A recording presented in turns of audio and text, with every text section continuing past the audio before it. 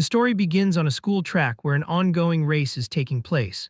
Several students are running while the girls cheer from the sidelines. A lead runner reaches the finish line, and a teacher announces that Zhu Jiang finished in just 2 minutes, 36 seconds and 79 milliseconds. Jiang pours a bottle of water over himself, which makes the girls squeal. A girl walks up to him and offers a small towel to clean off his sweat.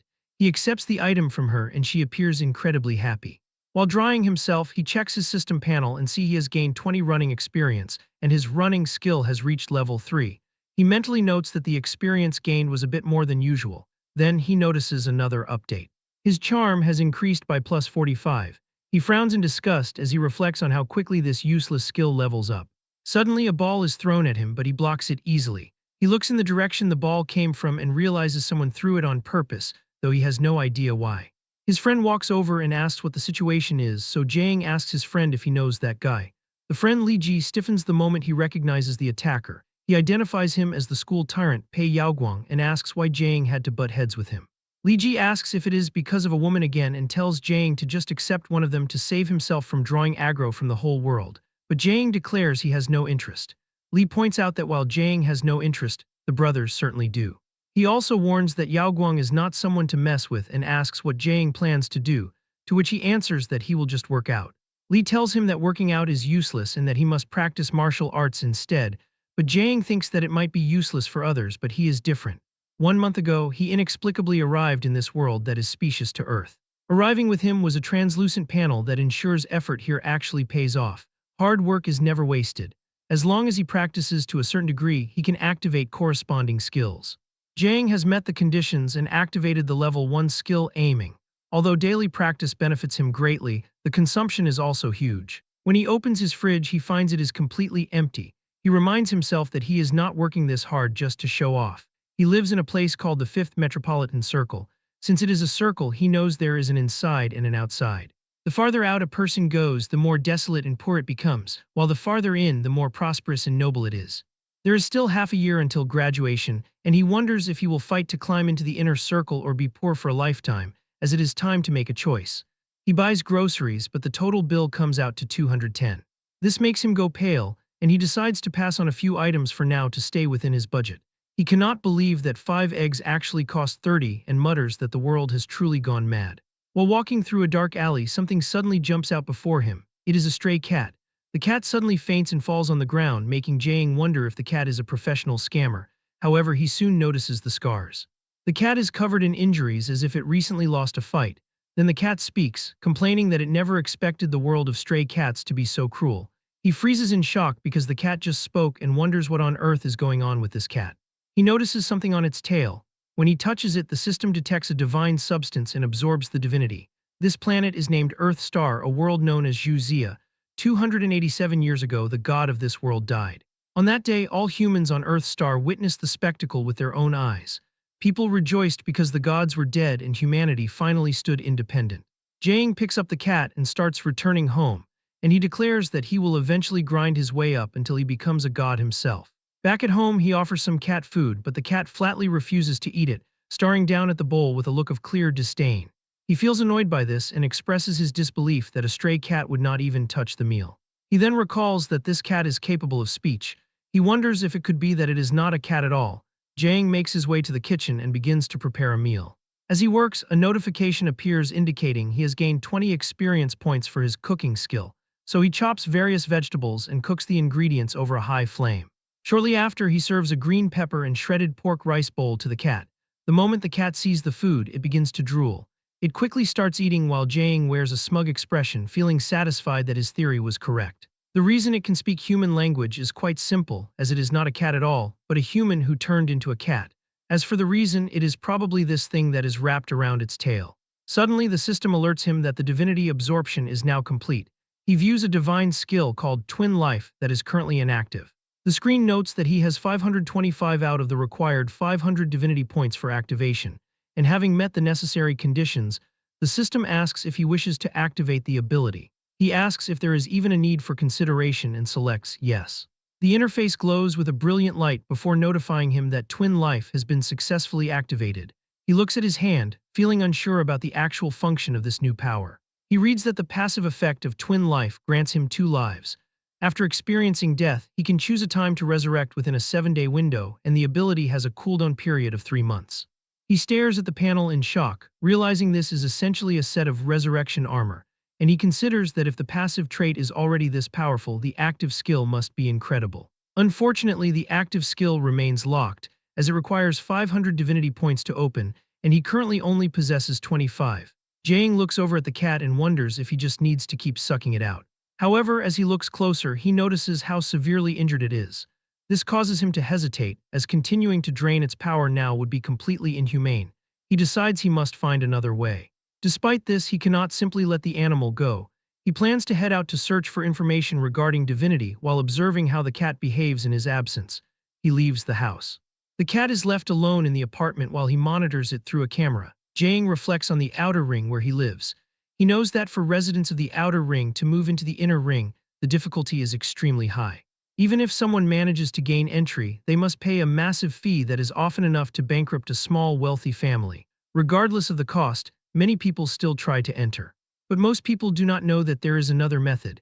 If one can become a martial artist, all their problems will be solved. As Jang walks through a dim alleyway, someone with a metal bat appears in front of him and asks if he is Zhu Jang. Jang remains calm and asks if there is an issue. A bald man turns to a blonde companion and asks if this is the target that their big brother, Pei Yaoguang, has his eyes on, threatening him by declaring that he is dead meat today. Jang lets out a tired sigh. In the blink of an eye, he sends the bald man flying into the air. The group stands frozen because they did not even see him move. The blonde individual is the next one to be struck. Afterward, a third man is hit directly in his forehead. Jang has not even stepped forward. He is simply throwing small pebbles. He uses these stones in combination with his aiming skill. The men groan in agony as one of them walks toward our MC. It is none other than Pei Yaoguang, who lunges at him, saying it is not enough. Jang's eyes begin to glow as his ability activates. When Yaoguang swings a punch, Jang evades it easily and the blow shatters the wall behind him. Seeing this, he realizes that it is martial arts. Yaoguang grows irritated that the boy is pretty agile, but Jang feels a sense of relief, thinking that if Pei Yaoguang already knows martial arts, it saves him the trouble of searching for an instructor to ask. He steps forward and orders him to explain everything he knows about martial arts, otherwise he will not show any mercy. Yaoguang is slammed onto the ground. He trembles as he promises he will submit everything he knows. Jang grins and realizes he thought this guy was tough, but it turns out he only has one move. Yaoguang keeps throwing punches, and Jang quickly realizes that after all this time, that really is his only move. Still, thanks to him, Jang meets the conditions and activates the fighting skill. Aiming did not just sharpen his dynamic vision, it also improved the accuracy of his punches, and he reflects that dealing with a martial artist at Yaoguang's level is more than enough. Now Yaoguang is begging him to stop hitting him. Jang asks what kind of move that punch was. Yaoguang nervously explains that it was not a specific move at all, but inner force, which he describes as the act of gathering energy from all parts of the body and then expelling it externally through a move. Jang asks how a person trains it and from whom he learned it, but Yaoguang admits that he has only learned the basics and cannot explain it clearly. Jang grabs his collar and calls him pathetic. He mentions that he heard rumors about Yaoguang, specifically that he smokes, drinks, perms his hair, commits arson, murders, and even breakdances, and wonders how someone that ruthless could submit so easily. Yaoguang hurriedly explains that those were all rumors used to establish a persona and points out that if they were true, there is no way he would still be allowed in school. Jang slaps him and warns that if Yaoguang forgets the lesson he was given today, he will beat him every time they meet in the future. He adds that since Yaoguang likes bullying classmates, he must write a self-criticism once he returns home and orders him to recite it 10 times in front of the whole class during morning reading tomorrow. Jang demands that one of his lackeys record a video so he can check it later, and Yaoguang sits with a swollen face as tears drip down, swearing he will listen to everything Jang says. When Jang moves again, Yaoguang thinks another beating is coming and screams for him not to hit him anymore. However, Jang takes out his phone and asks for the dojo address. Since Yaoguang cannot explain properly, he will go there himself to ask. That night in the city's inner ring, Jang follows a map exactly, which tells him to turn right in 120 meters.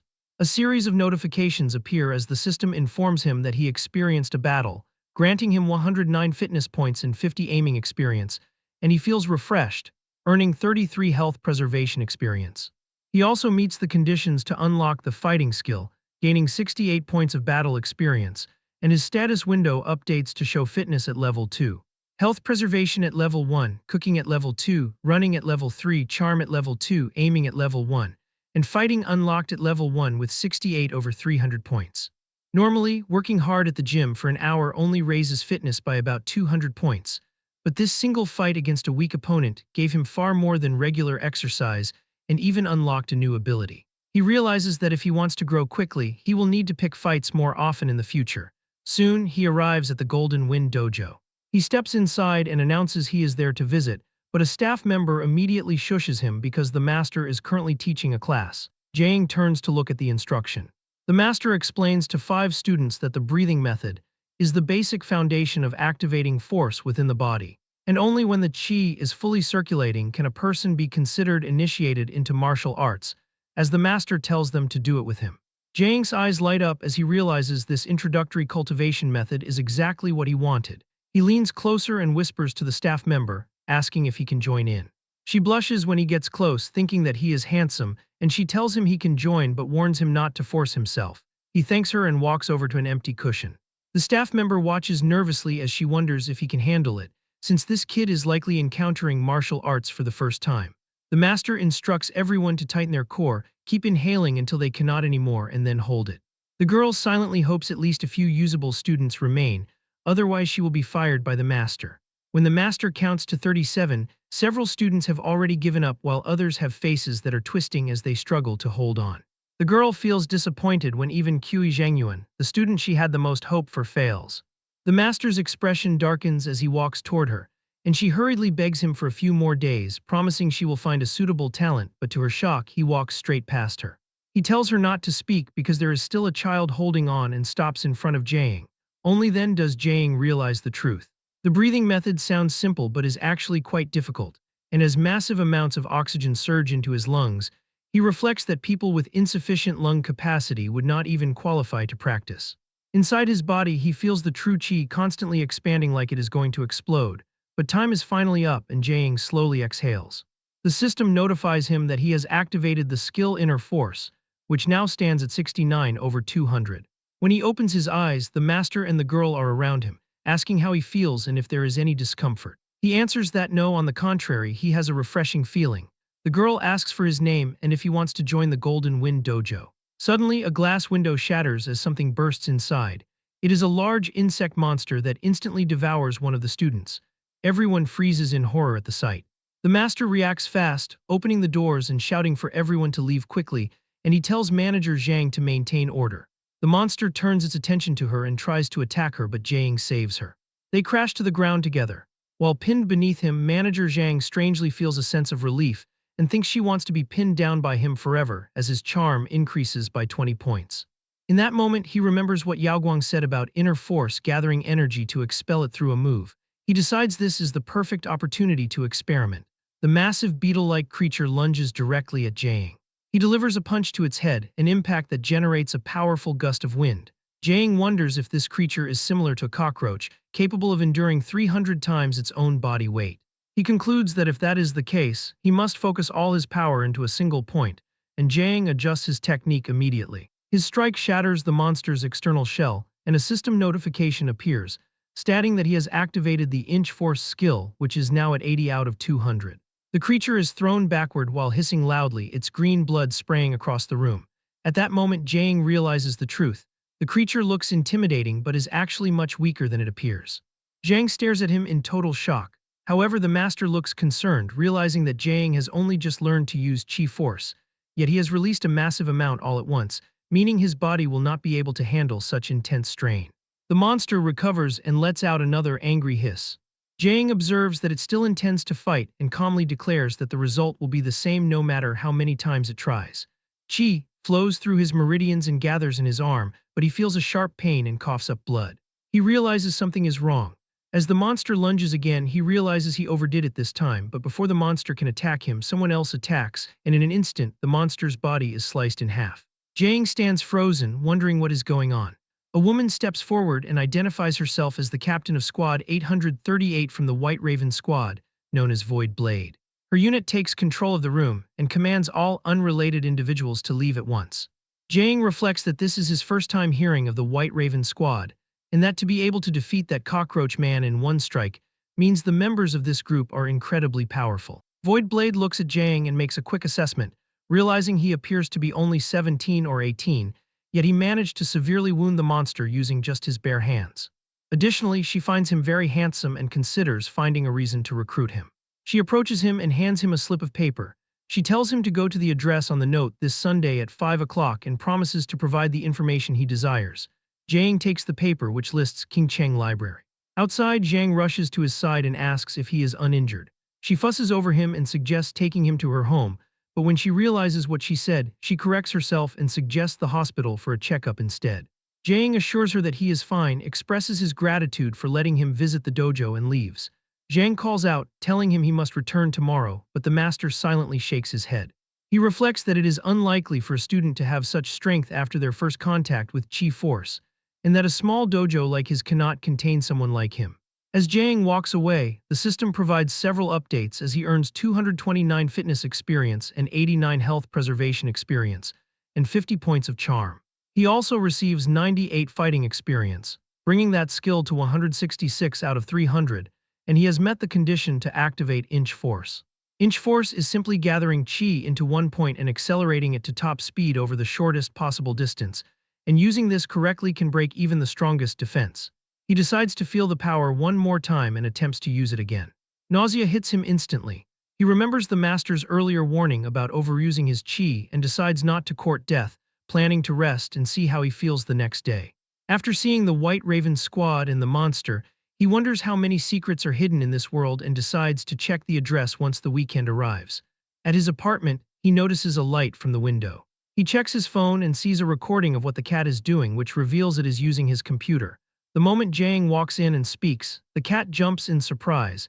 He asks why it was using his computer. The cat tries to play dumb and meows, which only annoys him. He decides to settle the matter after he gets some sleep. He lies on his bed and the cat thinks that something is wrong with him. It detects the scent of blood on him and wonders if he got into a fight with someone. This thought engages the cat as he is her person, and she wonders who would dare bully him. She leaps onto his stomach and demands to know what happened, identifying herself as Ening Fengna, the leader of the dragon sect, and vows to seek justice for him. He calmly realizes that the cat can truly speak. He mentions that he always knew it was a human, but he is currently too tired to talk and says they will speak after he sleeps, before he immediately falls asleep while Fengna shouts at him in a fury, telling him to explain himself before falling asleep.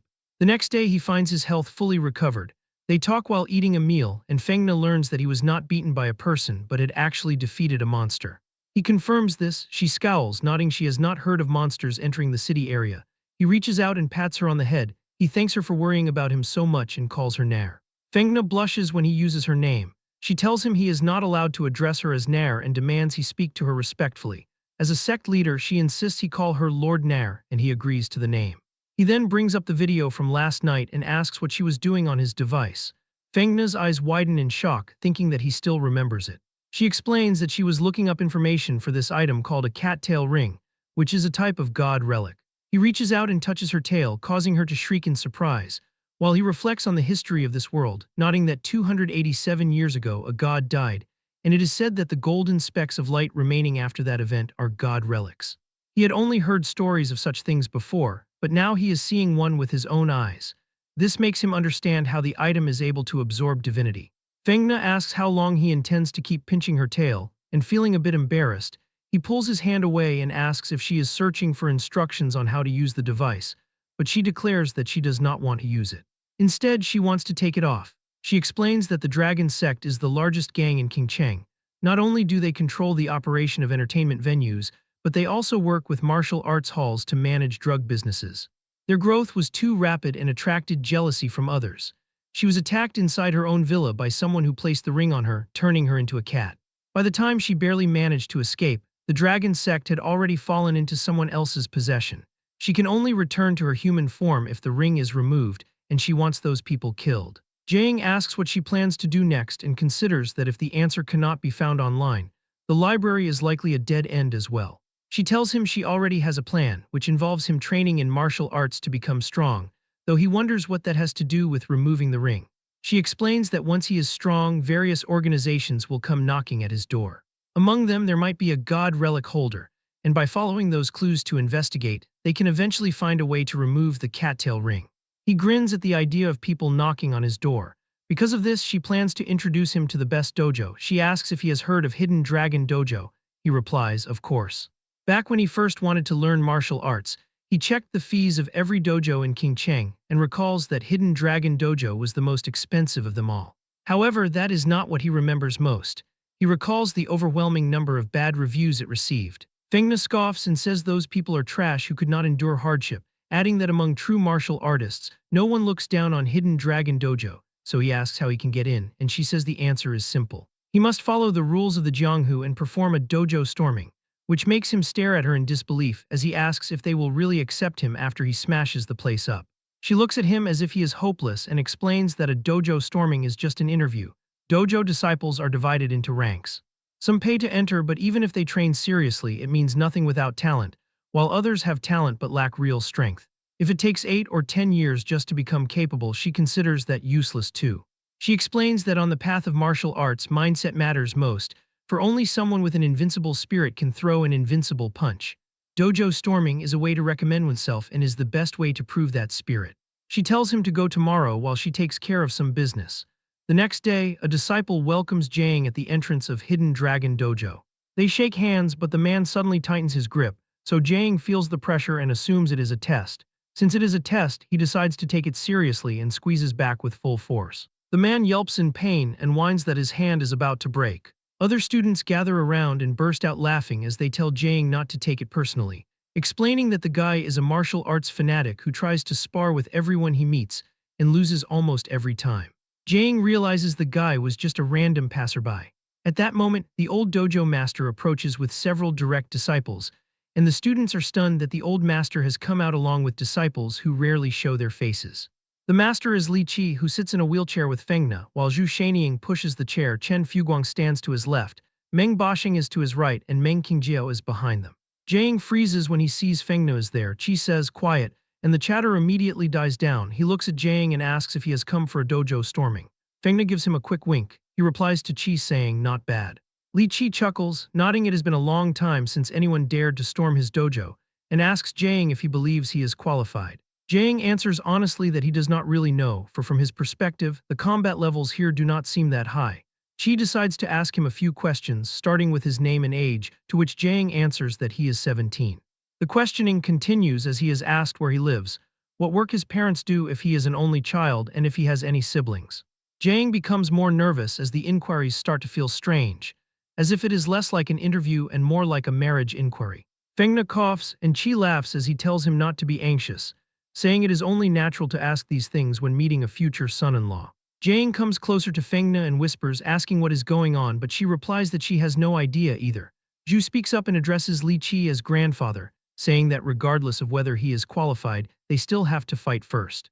She looks at Jang, calls him little brother, and tells him not to worry because she will go easy on him. He nods, ready for the challenge. The disciples are stunned that their little senior sister is stepping in personally, thinking the kid is finished. Fengna puffs out her cheeks and says they already said it is a marriage interview, so she wonders why he is still competing. Zhu warns the boy to watch out as she launches her attack. Fengna feels worried for him. Zhu Jiang uses his skill to track her movements. She throws a punch, but he dodges it. He immediately seizes her wrist and slams her onto the ground, leaving her feeling dizzy from the impact. Chen Fuguang narrows his eyes and comments that Jiang's dynamic vision and grappling positioning are exceptionally precise, nodding that the boy's style reminds him of how he fought in his younger days. Li Qi laughs happily and praises Enning Fengna for finding such a good seedling for an old man like him. Fengna replies proudly that it was only natural, though she mentally admits that she was sweating with worry for him just moments ago. Jang turns to the old master and asks if his dojo storming was successful. The system notifies him that he experienced a battle where the weak defeated the strong, and he gains 21 fighting experience, 121 fitness experience, and 89 health preservation experience, as well as 56 Miaoaim experience, 139 sports experience, and 50 points of charm. The dojo master declares that since Jang defeated Zhu Shanying without any formal martial arts training, he is unquestionably qualified to become a direct disciple. He adds that it is about time for the boy to change how he addresses them. Jang notices what he means by that and smiles as he greets his master and his new senior brothers and sisters, while Chen Fuguang welcomes him as their 7th junior. Zhu, still on the floor, looks embarrassed as she introduces herself as his 6th senior sister, admitting she underestimated him, but warning him not to get arrogant just because he won a single time. Jiang learns that she was the youngest direct disciple before his arrival. He thanks her for the guidance, and she responds with a HMPH. A staff member walks over and addresses him as young Master Zhu, offering to guide him through the registration procedures, which confuses Jiang as he asks why he is being called that. Li Qi explains that a direct disciple should never be looked down upon by others, and that from this day forward Jiang is nominally an inner ring resident, so calling him young master is only proper. Jiang asks if they can change the title because young Master Zhu is kind of awkward. The woman suggests calling him Master Jiang instead. He sighs and agrees to the change, saying it is fine as long as they are happy. In the lounge, he sits on a sofa while Fengna rests comfortably on his lap, and he tells her that the dojo storming was not as difficult as she made it sound, nodding that Zhu went down in a single move.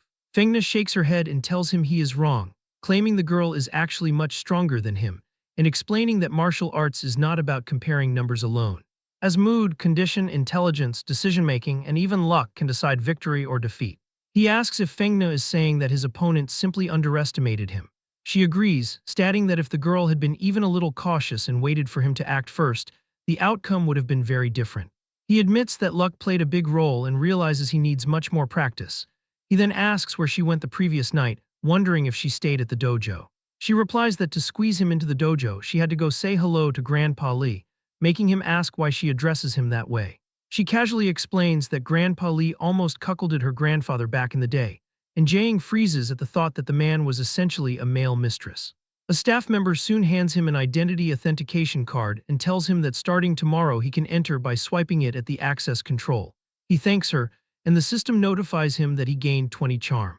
The next day, word spreads among the students that the new kid trained through the entire night.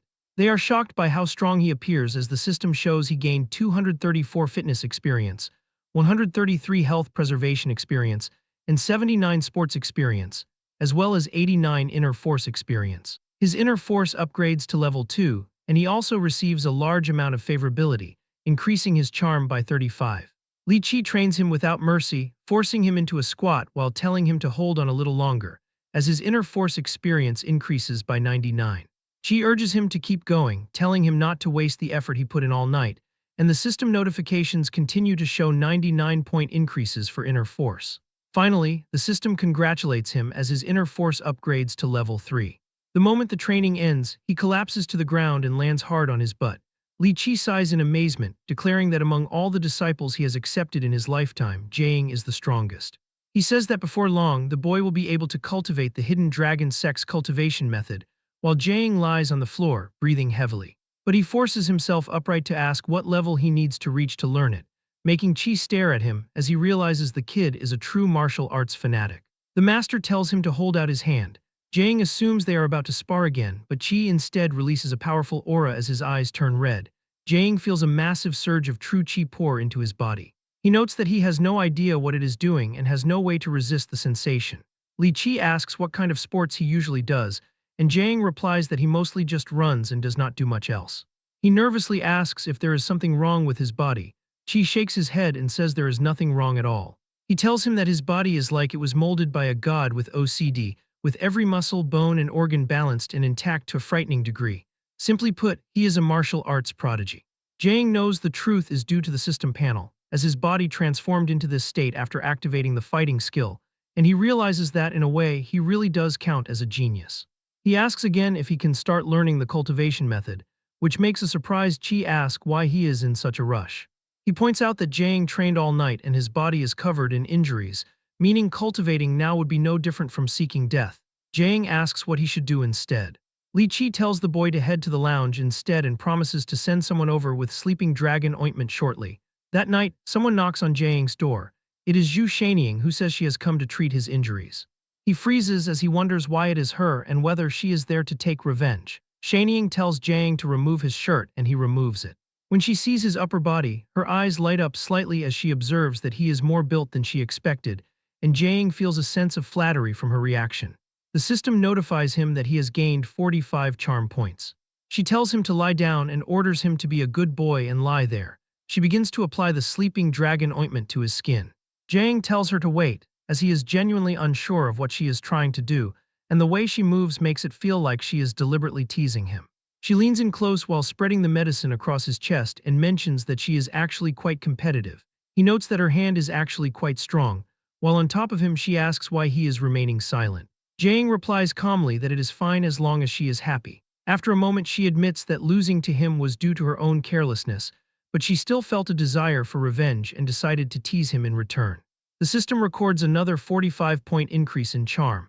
She hopes he will not be angry. He explains that he is not angry but simply in some pain, telling senior sister she can continue because she does not have to worry about him. She becomes happy and notes that the upper body is finished, then suggests he should remove his pants next. When she reaches for them, Jiang quickly grabs her hand and declares he will do it himself. She giggles and admits she was only messing with him, finding his panic amusing. She hands him the ointment and tells him to handle the rest before she turns and leaves the room. Several notifications appear informing him that he has performed a session of hibernating dragon technique stance training and earned 98 fitness experience.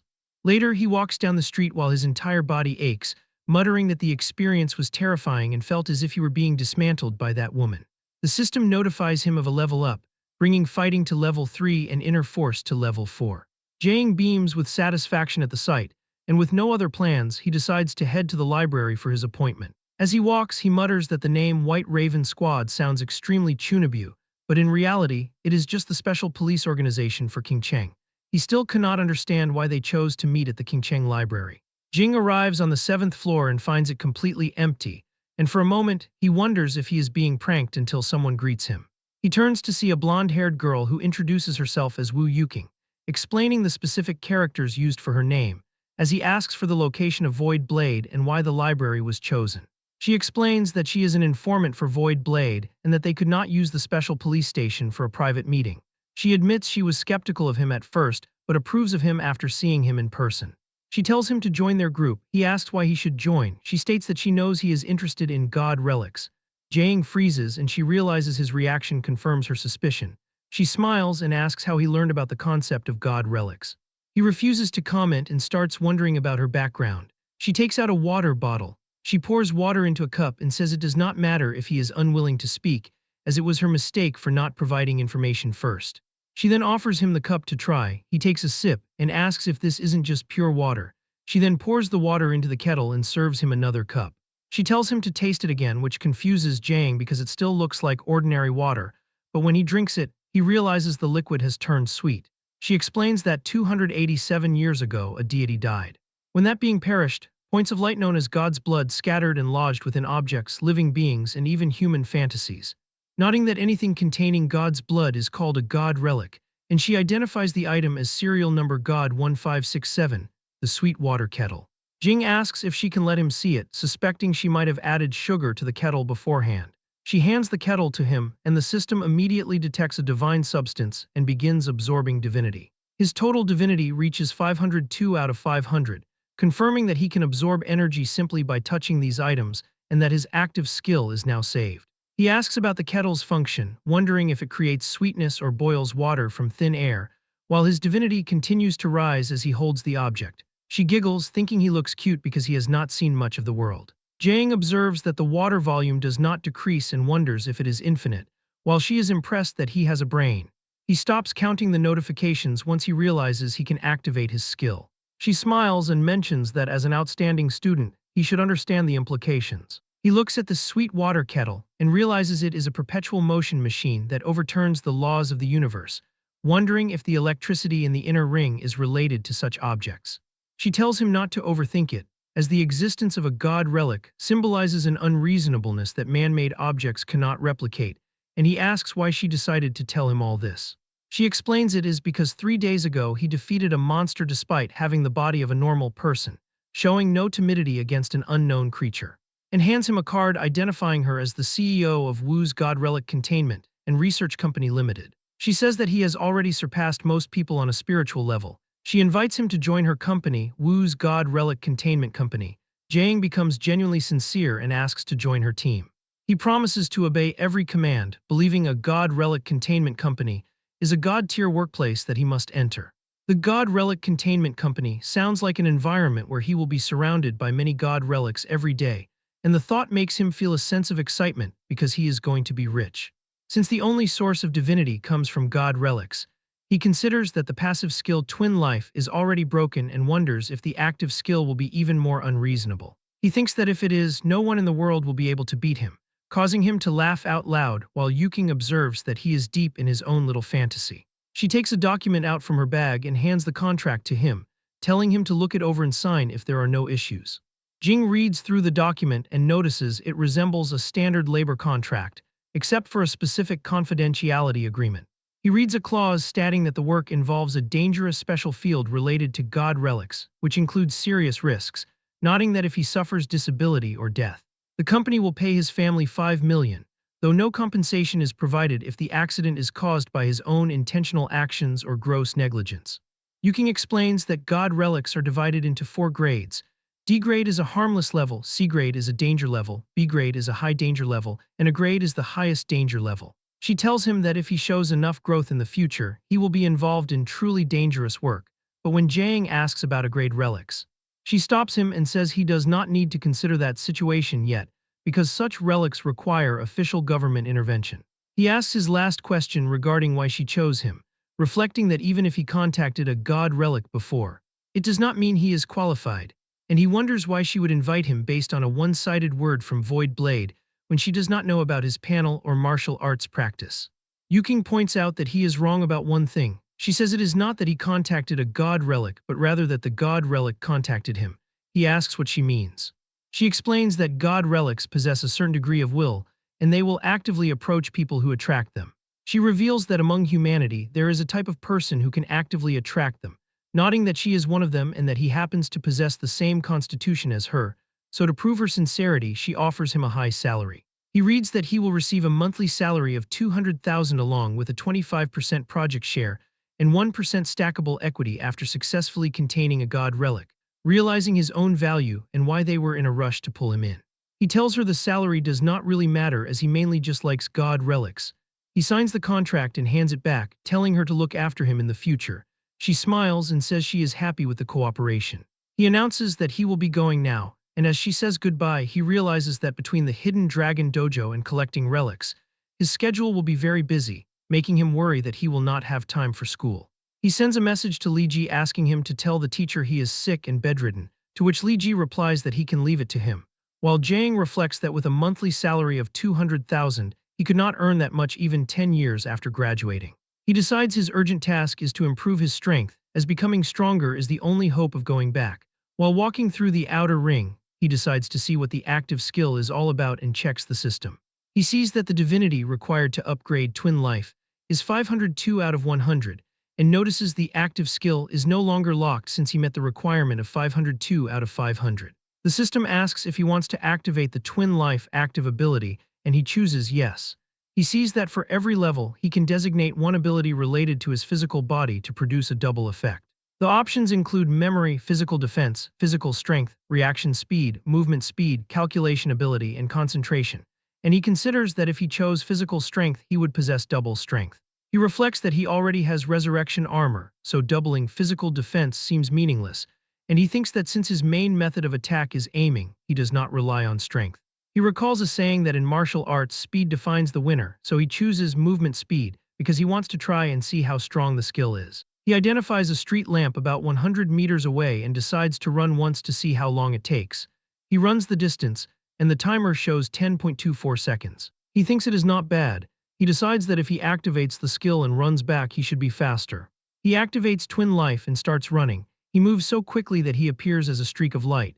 The timer shows 5.12 seconds. He realizes it is exactly twice as fast and reflects that this Twin Life has real substance.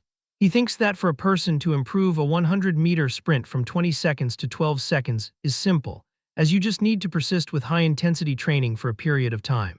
But every 0.1 second improvement after that requires much more effort, noting that without enough talent and resources, it is impossible to achieve. Hypothetically, if he is in a thrilling hand-to-hand combat where a mistake is not allowed, and he activates his skill, absolutely no one could predict this kind of acceleration that defies logic and intuition, which makes this a guaranteed kill. He concludes that Twin Life is a divine skill that transcends rules, ignoring physical laws and limits. While his body is still warm, he decides to try it a few more times. Suddenly he shouts, asking why it already has a cooldown. He calculates that only about 20 seconds have passed since he activated the ability and realizes he will have to use it sparingly in the future. Since he does not know when it will recover, so he decides to go home first. After training for a whole day, his whole body aches, and he plans to take a bath and have a beautiful sleep once he gets home. He reminds himself that he still has to go to the dojo tomorrow as his vision fades to black. The next day, he finds himself lying in the hallway. His phone wakes him up at 06:33, and he realizes he slept for 6 hours and wonders why he is sleeping in the hallway. He checks if Twin Life has recovered and sees it is almost done, calculating that every 1 second of use requires 1,000 seconds to recover the cooldown, meaning if he uses it all up, it requires 6 hours to recover. Just then, a message arrives on his phone at 06:35 from Zhu Shanying, who asks why he has not come to train yet. He realizes he is going to be late and rushes off. He arrives at the Hidden Dragon Dojo and bursts through the door. Shanying is helping a student stretch when she sees him. She announces that he arrived at the right time. She grabs his hand and pulls him to the center, saying they will spar to show the correct usage of Jin Force to others. The other disciples whisper among themselves, wondering who will win. One man is certain Shanying will win because she was only careless last time, thinking that since Jiang just started learning, there is no way he can win, while another student hopes she goes easy on him. Jiang realizes she is trying to win back the face she lost last time and that she will not be as careless. But he thinks it does not matter since it is a good time to test the ability, so he asks her to instruct him and activates Twin Life Level 1. Shanying gets close to him and tries to land a palm strike on him, but he vanishes from her sight in an instant. A second later, he grabs her arm and hurls her onto the floor. The force of the impact leaves Shanying feeling dizzy, as she wonders why she still lost even though she clearly used her full strength. He calmly declares that she allowed him to win, and the system notifies him that he has experienced a battle, granting him 97 fighting experience. He also earns 81 fitness experience, 49 health preservation experience, and his aiming experience increases by 26, while his sports experience increases by 69, causing it to upgrade to level 2 with 9 out of 500 points. Only then does he realize a significant change, noting that this is no longer considered a victory of the weak over the strong, and reflecting that after activating the speed from Twin Life, the panel no longer judges him as being weaker than Shanying.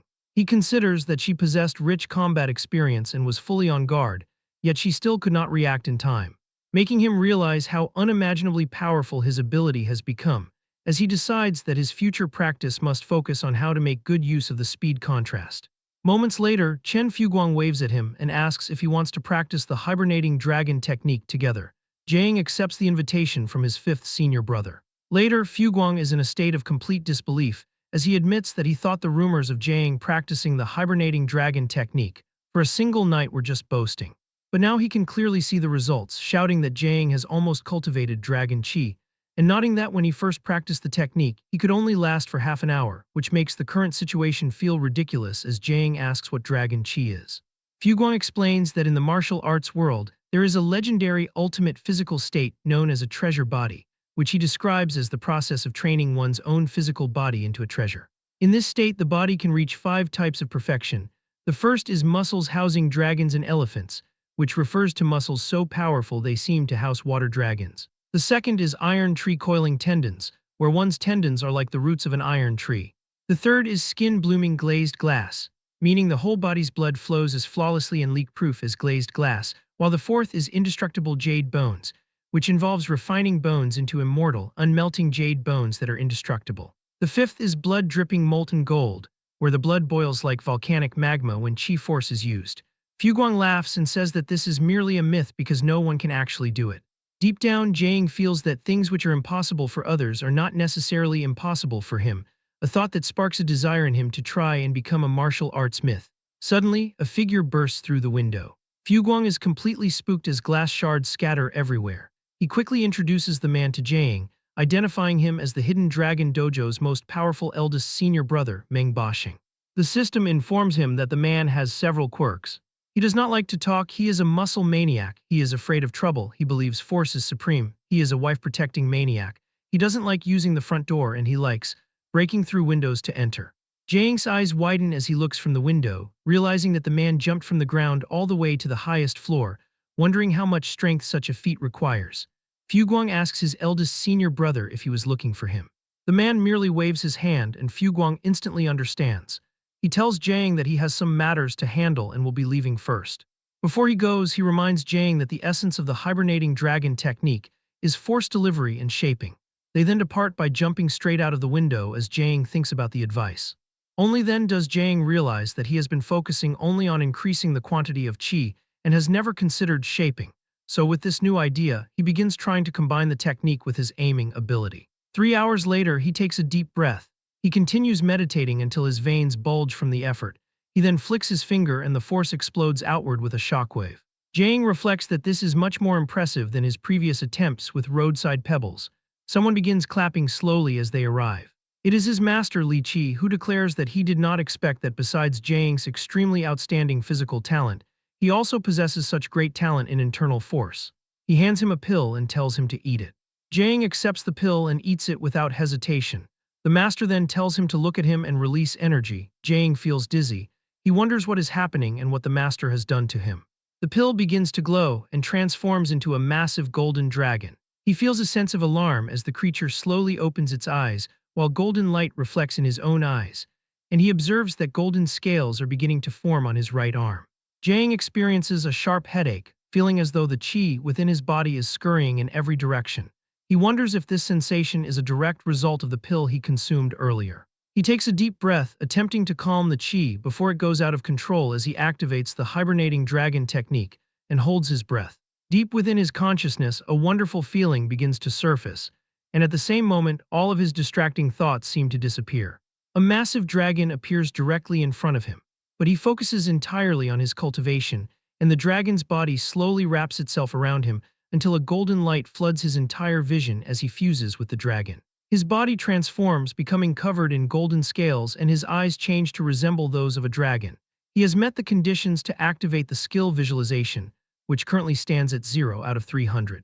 Eventually, Jiang opens his eyes and finds himself back in his physical body, where the master explains that if he had not returned to reality in time, his qi would have been completely exhausted. The master declares that it is incredible for Jiang to have cultivated dragon qi on his very first attempt and is genuinely impressed by the feat, while Jiang asks what dragon qi actually is. The master explains that dragon qi is essentially a type of emotion. He notes that when a person is angry, they can strike with extra force, or when fighting for survival, they feel filled with endless energy. He clarifies that in the hidden dragon style, stimulating emotions is referred to as the qi of motion, while controlling those emotions is called the qi of stillness. He tells the boy that if he can combine motion and stillness, he will be successful in every endeavor. Jiang asks how he should train this ability. The master smiles and notes that he has already grasped the essence, but he instructs Jiang to think about it on his own first. Jiang wonders if the master is referring to a state of being free from distractions. He attempts to reach that state and suddenly finds himself able to recall everything he has ever seen or learned in his past life, even remembering a specific math problem from his college entrance exam. He reflects that he had not studied since that time, yet the problem now feels unbelievably simple to solve. As other pieces of knowledge surface, Jiang opens his eyes and says that he has become significantly smarter, though the master notes that this is only a small part of the skill's power. Jiang notices that ordinary things can no longer shake his emotions, and at the same time his imagination has grown much stronger. He finds that he can quickly imagine the appearance of a giant dragon in his mind, with even a single mane hair or golden scale appearing extremely clear. He realizes that this must be the true essence of visualization. The master points out that talking is useless and that he will only get the true feeling by practicing, so he then calls for Meng Qingjiao to come and spar with him. The girl finishes her snacks with her face still covered in crumbs. The master explains that Qingjiao possesses the most outstanding motion control among all the disciples, and even her brother Basheng cannot compare to her. Jiang wonders who is stronger between her and his sixth senior sister. Qingjiao steps into a combat stance. Jiang launches an attack, but before he can act, he is struck by her and cannot believe what just happened. The master laughs, pointing out that his intentions were far too obvious. Jiang notes that she is even stronger than him. He charges at her again, fully determined to win this time.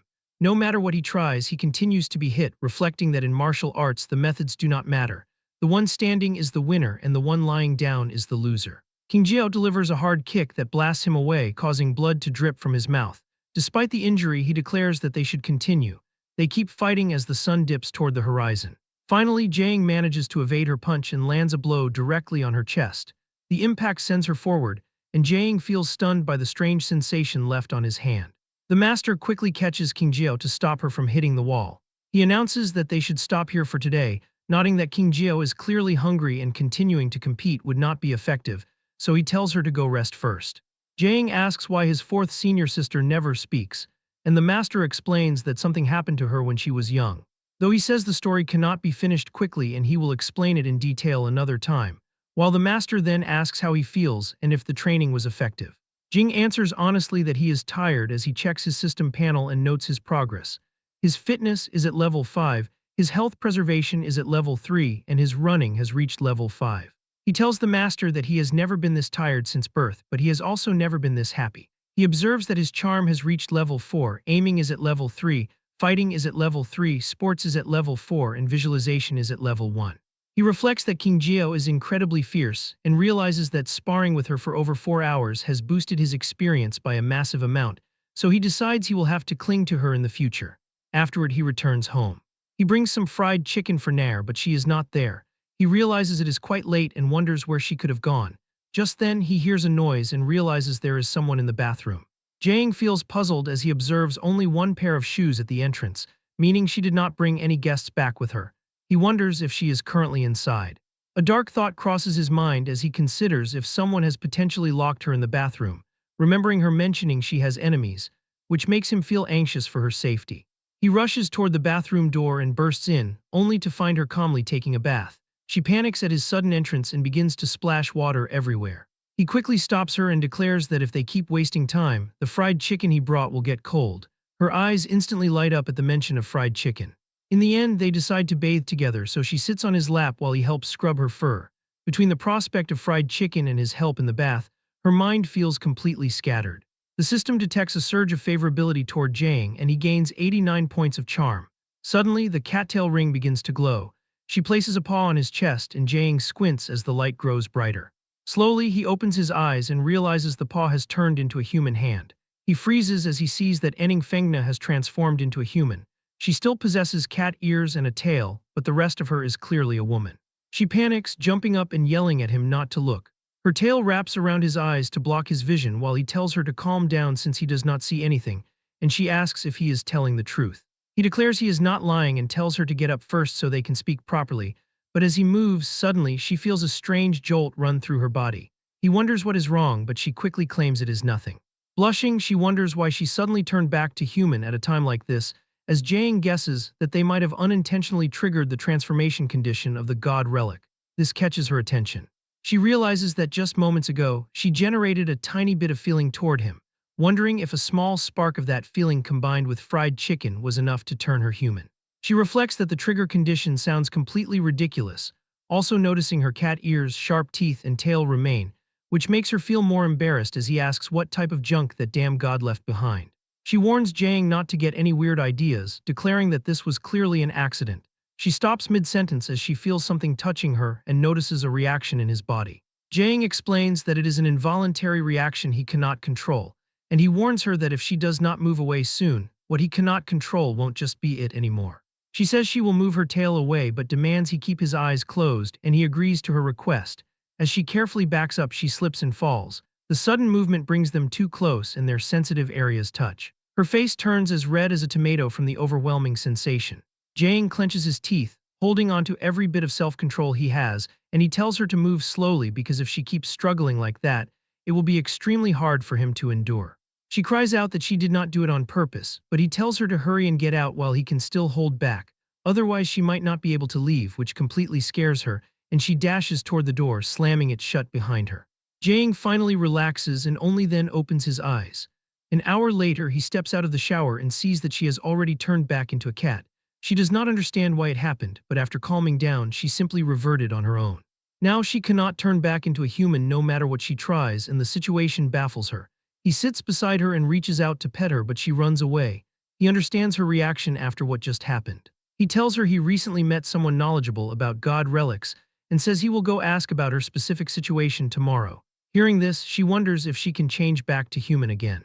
She begins imagining herself transformed and torturing him, which makes her laugh evilly. The next day, as Jiang wakes up, his health preservation increases by 38 and upgrades to level 3, while Nair is curled up beside him, and seeing her sleep so peacefully makes him smile. He gets up when his phone vibrates. It is a message from Wu Yuking, who tells him to come quickly because there is work to do. He feels relieved that work has finally arrived. Jiang searches the Qingcheng library to meet Wu Yuking. He reflects that she told him to arrive quickly, yet she does not seem to be present. He observes that there is no one else in the building except for a girl wearing glasses. Suddenly, he realizes that the girl wearing glasses is actually Yuking, noting that her appearance seems slightly different. She then removes her glasses. She remarks that his consciousness intensity is quite high, and she did not expect him to discover her so quickly. But he keeps looking at her, and he is so focused on her that he does not even hear what she says. Yuking clears her throat as she notices his gaze. Jaeing feels embarrassed and quickly pretends to look elsewhere. She explains that the glasses are a god relic known as God 1280, the unremarkable glasses, which possess the ability to lower a person's presence and make the wearer nearly unnoticeable. He asks if that is all this god relic can do, and when he touches the item, a system window appears stating, detected divine substance, starting to absorb divinity, current progress 6%.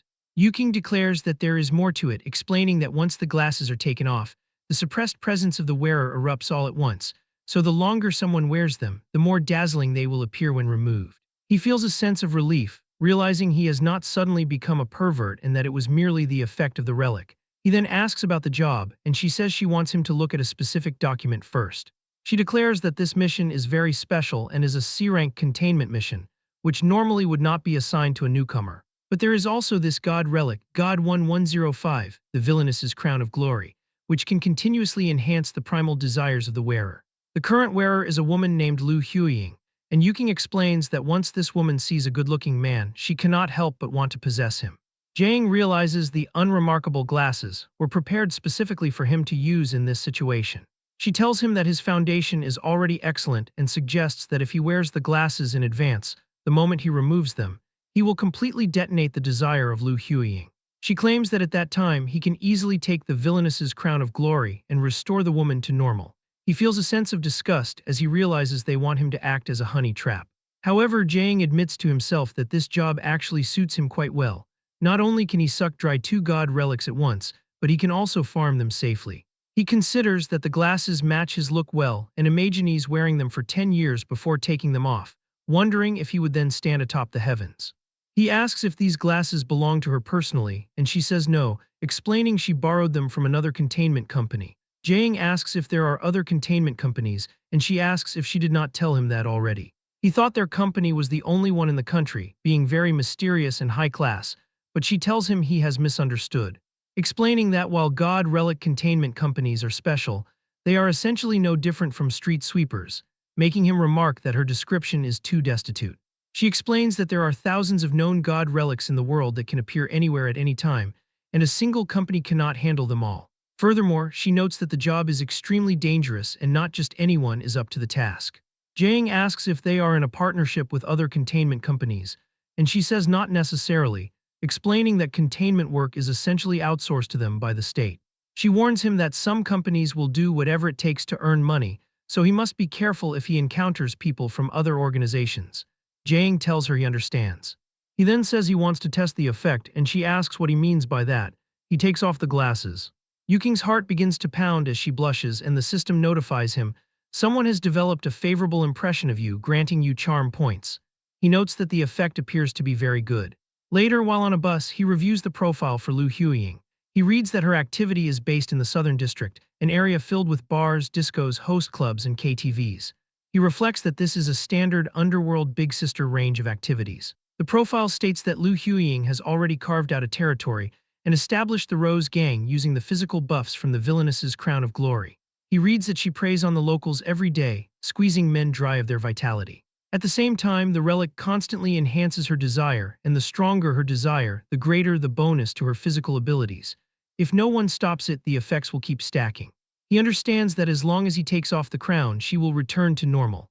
Upon arriving at the Southern District, the driver announces that passengers should exit from the rear door. As Jaeing steps out, a system window notifies him that absorbing divinity is 79% complete. On a busy street in the Southern District, a man is brutally beaten with a wooden bat. The attacker laughs, reflecting that the feeling of doing whatever she wants is simply too great. She claims that she loves doing as she pleases and vows to beat anyone who dares to try and control her. Jaeing observes her from the shadows and thinks that the old woman is way too chunabu. He then realizes that she is the target, Lu Huiying. An elderly man nearby tells Lu to take care. She asks who said she was leaving and wonders why she has not seen his 2 sons today. to which the man jokingly asks which one she wants and offers to call them right away. With a sly grin, Lu declares that of course she wants both of them. Jiang remains hidden in a corner and thinks that she is an old hag, deciding he would rather die than try to seduce her.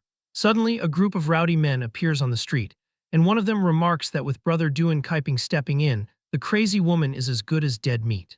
Jiang realizes that the group of men is coming to seek revenge and chooses to hide and watch for a bit first. The leader of the Razor Gang, Duan Kaiping, shouts at her and states he heard she has been very arrogant lately. Lu, the Rose Gang leader, asks who he is. One of the men she previously beat identifies the newcomer as Duan Kaiping. Lu looks him over and comments that he has a pretty good body, asking if he wants to play with Big Sister. This sets Duan Kaiping off as he demands she return his territory. He throws a punch, but she dodges it easily and slips past his fists. Jiang realizes that this area was originally the territory of the Razor Gang, until it was snatched away by the Rose Gang. He understands that a feud was formed between the two sides and that this is clearly a gang war. The Razor Gang members rush in, mocking her for only knowing how to hide. The Rose Gang members jump into the brawl as well until, suddenly, one of them is struck in the head by a brick. Lu freezes when she sees what happened to the boy, Little Bao, while the man she spoke to earlier panics as he sees his son is hurt. This ruins her good time completely. Duan Kaiping smiles and remarks that the stinky woman has finally gotten serious. He declares that he will also bring out some real skill and lands another attack, sending her flying and she slams into a wall. Instead of being deterred, Lu finds it interesting and wants to exchange moves with him. Jiang realizes that Kaiping is not simple as he flattens his palm into a blade that cuts iron like mud. He notes that while Kaiping far surpasses her in martial prowess, Lu Huiying only gets a small scratch. He realizes Kaiping far surpasses Lu, but she is too tanky and he cannot truly damage her. Eventually, she manages to land a hit with her bat, causing him to cough up blood, while the system notifies Jiang that divinity absorption is 100% complete and he currently has movement speed activated. He thinks that he has finally finished sucking and can now select between physical strength, physical defense, reaction speed, calculation ability, concentration, and memory, reflecting that he chose speed last time, so he pairs it with physical strength now. He wonders how powerful he will be after the upgrade. He picks his target and throws a pebble that flies like a bullet. When it strikes Duan Kaiping's leg, his bone shatters on impact as Jiang realizes the effect is indeed significant and not a small increase at all. Lu looks around, demanding to know who did that and telling them to come out quickly. Kaiping is furious, believing she launched a sneak attack. He decides they are leaving but warns her that they will be back for revenge. She spits out blood and admits those hits actually hurt a bit. Jiang steps out of hiding. She asks if the kid was the one who just did that. He admits it and she then asks if it was a gun. He replies that it is sort of one, but he declares he will not use it to deal with her. He observes that Lu Huiying has no real fighting method and has clearly never undergone professional training. He decides to try and defeat her head-on without sacrificing his looks, considering that in a worst-case scenario, he can take off his glasses halfway through to control her. She laughs, licking her lips, and says the only place he could deal with her is in bed. Jiang closes his eyes and focuses his energy. The aura he releases startles her as she wonders if the boy is actually very strong. She asks who he is. He answers that she can call him Set. Jiang activates the skill Twin Life. He dashes toward her and delivers a powerful kick to her, slamming her into a wall. Before she can recover, he attacks again and strikes her face directly. He continues the assault with a rapid flurry of punches, each one finding its mark on her face. The final strike is a heavy blow that even destroys the wall behind her. Jiang feels his own hand tremble from the sheer force of the impact. The surrounding crowd begins to whisper amongst themselves, wondering if they are witnessing the filming of a movie. As they look at the collapsed wall, some express concern that Lu Huiying might be crushed underneath the debris, while the observers wonder exactly who this young man is. Lu's hand bursts through the debris and she manages to stand back up, clearly furious with him. The villainess's crown of glory on her head begins to emit an ominous dark aura. She declares that he has truly managed to piss her off. He seems to be enjoying the battle, thinking it is awesome. She charges at him, vowing to smash him into meat paste. She swings her wooden bat, but Jiang easily slips past the attack. He drives his knee into her face, causing blood to spill from her nose, though even after taking the hit, she maintains a creepy smile. She seizes his arm and declares that he will not be able to run away from her now. She suddenly freezes in shock as he calmly moves his hand near her forehead. He activates the skill and delivers a powerful flick to her eye. Lu Huiying drops her bat and clutches her face, screaming that her eyes are in pain. He reflects on the lessons from his master that it does not matter if a move is despicable or malicious, because as long as he wins, any technique is valid. Only the person left standing at the end has the right to speak. He delivers a kick between her thighs, nodding that women have weaknesses down there just as men do. She groans and collapses in agony, and while she is vulnerable and crouched over, Jaeng raises his hand high above her head. He brings it down with his full strength onto her, knocking the villainess's crown of glory off of her head. The ground beneath her caves in as she slams face first into the rubble. The crown rolls across the ground. The members of the Rose Gang watch the scene unfold, their legs trembling so much they can barely stand. Jaeng retrieves the villainess's crown of glory. The system detects a divine substance and immediately begins the process of extracting divinity. He takes a photograph of the relic and reports to Wu Yuking that the containment was successful. He looks down at Lu and hopes that she does not suffocate while lying face down. And regarding her punishment for the evil she committed while wearing the crown, he decides to leave her fate to the local residents she has oppressed. He notices that the speed of his divinity absorption has increased. He is about to check the updates on his screen when a man in a suit calls out to him. He turns to see the newcomer. The man demands that he hand over the item he is holding, declaring that Jaeng is not qualified to touch such a thing. Jaeng notes that the absorption progress has reached 71% and reflects that he cannot allow any interruptions at such a critical moment, so he asks what the man intends to do if he says no. The man releases a terrifying aura and asks if Jaeng is looking for death. As the man glares at him, several system panels appear in the man's vision. The interface estimates a body level of 1.7 to 1.9, a body mutation rate of less than 1%, and detects traces of martial arts cultivation but no obvious specialization. Statting the combat mode is uncalculable with a danger level of 2.1 to 2.5. The man notes that Jaeng appears to be only 16 or 17 and likely lives in a rural area like the Outer Ring, yet he is surprised that the boy's level has already crossed 2. Despite this, he still considers Jaeng to be too weak. The man approaches and tells Jaeng that he will give him one last chance. In response, Jaeng kicks directly at his crotch, but the man shuts his legs before the kick can even hit the main part and catches it midway. The man curses him as a despicable martial artist who relies on dirty tricks, revealing that he stayed on guard for such a move. However, Jaeng suddenly turns and flees, yelling back that the man is a pervert since no normal person would guard against such an attack, while the man screams at him to stop running and vows to kill him. He wonders if this person is a containment agent from another company, reflecting that the man's body feels strange, as if it were composed of mechanical parts assembled together. The man runs straight through a wall as if it is nothing and almost manages to catch Jaeng, but he twists his body and slips free to keep running. The man clicks his tongue in annoyance. Jaeng realizes he cannot afford to stay entangled with this person any longer as the divinity absorption reaches 81. Suddenly, a punch strikes Jaeng directly through a wall. He barely blocks the blow with his arm, but the force blasts him through several more walls. He reflects that no matter how far he runs, the man will eventually catch him.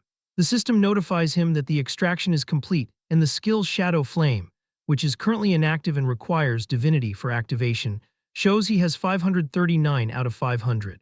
Having met all conditions, the system asks if he wishes to activate it and he selects yes. The man demands the item once more, promising to only break one of Jaeng's hands and one of his feet while sparing his dog life. Jaeng's hand bursts through the debris and catches the man by his mouth. At that moment, the man realizes that Jaeng is a recipient. Jaeng wonders about the term recipient and asks if the man is talking about him. The man answers that there is no one else around. He observes the black flame surrounding Jaeng and the unusual aura he radiates. At that moment, he realizes he is actually facing a recipient. Jaeng has activated the level 1 skill Shadow Flame, and the panel shows the divinity required for an upgrade. Its effect is to turn shadows into tangible shadow flames, while the divine avatar skill remains locked, requiring 2,000 points of divinity since he currently only possesses 39 points. He observes that the moment the man saw the black flame, he immediately connected him with the term recipient, though Jaeng does not understand the meaning of the word or what a recipient even is. He sees the man attempting to flee, but he decides he cannot let him escape. He hurls the black flames toward him. The man screams out for him to stay away and runs fast. Jaeng reflects that he still does not fully comprehend the situation as he simply moves with intent, causing the shadow flame to surge forward. He thinks it feels like an automatic attack system, similar to floating cannons. The man curses loudly as the flames rain down upon him. Jaeng stares at him coldly. The flames slip into the man's nostrils. He is startled when the man begins to scream in agony as multiple parts of his body begin to crack. He cannot believe what he is watching as the man burns, and the sight causes Jaeng to vomit. The system notifies him that the weak have defeated the strong, and he is rewarded with 452 points of fighting experience. The notification continues, granting him another 633 fighting experience, while his fitness experience increases by 422 and 558 points. Fitness is upgraded to level 6, his health preservation is upgraded to level 4, and aiming is upgraded to level 4. Fighting is upgraded to level 4 and sports is upgraded to level 5. He inspects the remains. With portions of the clothing burned away, he observes metal underneath. He realizes that the man's entire body was covered in artificial skin and notes its durability is extremely high, as it barely shows any damage despite burning for a long time. He reflects that if he had not destroyed the man from the inside just now, killing him would have been much more difficult. In comparison, although the stone looks hard, it was reduced to its current state after only a short duration, and Jiang realizes the damage dealt by the shadow flame seems related to the density of the target. Furthermore, he notices there are no traces of carbonization on the stone's surface, and it feels cold to the touch, leading him to conclude that this shadow flame does not actually possess the properties of fire. Suddenly, the black flame covering his body is extinguished. He understands that since shadow flame is converted from shadows, he realizes that now that the surrounding shadows have decreased, the flame has also become weaker. He quickly understands that the larger the area of shadows around him, the more shadow flame can be converted and the stronger it becomes. The flame disperses completely as the surrounding shadows decrease even more. Jiang finds it interesting that he used the skill in this way without even receiving a prompt, and he also notes that he has no idea how the cooldown is calculated. For now, he decides to ignore the matter, and as for the burned man, he plans to explain the situation to Wu Yuking first. In a facility within the southern district, a man with long hair stares at a large, pulsating lump of flesh. He gently caresses the mass before speaking to Kaiping, asking if Kaiping knows why he has been summoned here. Kaiping has his arm wrapped in bandages and kneeling on the floor, he replies that he knows. He mentions that his master repeatedly warned him not to cause trouble recently, yet he still did so. He is startled when the man in front of him suddenly vanishes. In the next instant, the man is gripping Kaiping by the head. The man appears furious and questions why Kaiping caused trouble even when he knew better. He asks if Kaiping has grown tired of living. He immediately begs his mentor for forgiveness, admitting he was wrong. The man orders him to rise. He then asks if there is any news regarding the two individuals they sent out earlier, and Kaiping replies that it seems they were destroyed. The man asks if the White Raven squad was responsible, and Kaiping reports that supposedly one of them was injured by a youth. This information irritates the man, which causes Kaiping to feel even more terrified. He hurriedly explains that the youth is named Zhu Jiang and claims his background is nothing special, as he is just an ordinary person. The man erupts in anger, demanding to know how an ordinary person could possibly defeat them. He declares that although the test subjects were not perfect, they are still not something that can be defiled by ordinary people. He orders Kaiping to go and capture the boy, vowing that he will personally feed him to the great sky-lodging insect mother. He believes that this way she can give birth to more and better children, and he declares that one day he will obtain this planet. Jiang arrives at the Qingcheng library, reflecting on the chaos he caused during the mission and wondering how Wu Yuking will handle the situation. He decides to stop dwelling on it, thinking that soldiers block enemies and earth blocks water. He considers that, at the very worst, he will simply have to make amends through his future merits. The elevator stops on the 7th floor, and as the doors slide open, he finds Yuking already bowing toward him as she offers a deep apology, admitting that she did not expect the situation to spiral out of control. She confesses that leaving him to face such danger alone was a severe dereliction of duty on her part. He is completely caught off guard by her. Yuking announces that she will upgrade the mission to a C+ rank and provide him with additional compensation, hoping he can accept this gesture. He agrees without hesitation, though he mentally notes that her reaction is entirely different from what he had imagined. As they walk toward a table, she informs him that the identity of the man he killed has been confirmed as Zhu Yingkun. She explains that he was a C-class containment specialist belonging to Su's containment company, adding that she has already contacted them, and they claim the incident was his personal conduct, entirely unrelated to the company. He thinks about the phrase personal conduct. He asks why a man would want the villainess's crown of glory. She places a map on the table and notes that this is where her concern lies as well. She points out that Su's containment company is located in the inner ring, making it impossible for them to send a person all the way to the outer ring for a mission. Though there are no loopholes in their statement, she believes there is another story behind the incident, so she tells Jiang to leave the matter for her to handle and advises him not to get too involved for now. He says he understands. Jiang realizes he almost forgot to give her the villainess's crown of glory, and he also asks if she wants him to return the glasses now as he tries to take them off. She tells him to keep the unremarkable glasses, as he might still need them for his next mission. Compared to their previous discussion, she notes that Zhu Yingkun's autopsy report is very strange, revealing that all the organs in his body vanished without a trace before asking how he did it. Jiang reflects that the shadow flame is far too dangerous, and since he has not figured out the principle behind it, he decides it is better to keep it a secret. He lowers his glasses and tells her with a calm smile that he cannot say. Yuking's face turns bright red and her heart begins to pound. She tells him that if he does not want to say, then he should not, as everyone has secrets. She instructs him to put the glasses back on properly, but he simply stores them away, nodding they are just a divine artifact. Jiang then asks what the object she just gave him is. She explains that it is a containment card, which will make executing future missions much more convenient. He feels a sense of success, wondering if he officially counts as personnel now. She confirms that he does. Yuking snaps her fingers, and a hidden room door opens as she declares that, besides the convenience of official organizations, the data stored in this library will now be completely open to him. She mentions she still has work to handle and tells him to look around by himself. Jiang waves goodbye and tells her to take care. He wonders if he can find clues about the cattail ring inside. He walks through the massive aisles of data, reflecting that the place feels like a world of its own.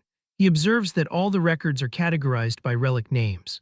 He spots God 018, the death goddess's unreasonable favor, which he has never seen before.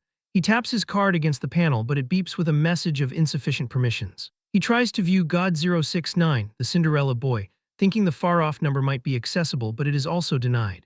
He checks several more relics, but is repeatedly blocked as Jiang continues to circle the area, until he begins to feel exhausted, realizing that despite her promise of total access, he still needs specific permissions. He decides to keep searching and eventually finds the drawer for God 1391, the cattail ring. He offers a silent prayer and taps his card until a green light flashes, indicating the data is opened. He feels a surge of success. He notes that the relic's danger level is B rank, which is inconsistent with his current C-class status, meaning only the first 2 layers of data are available. He reflects that he previously thought the ring just turned people into harmless kittens, yet it is ranked alongside relics that can destroy streets. He sits at a desk and begins to read. The data explains that after wearing the ring for a month, the holder can freely switch between human and cat forms, which he considers quite convenient.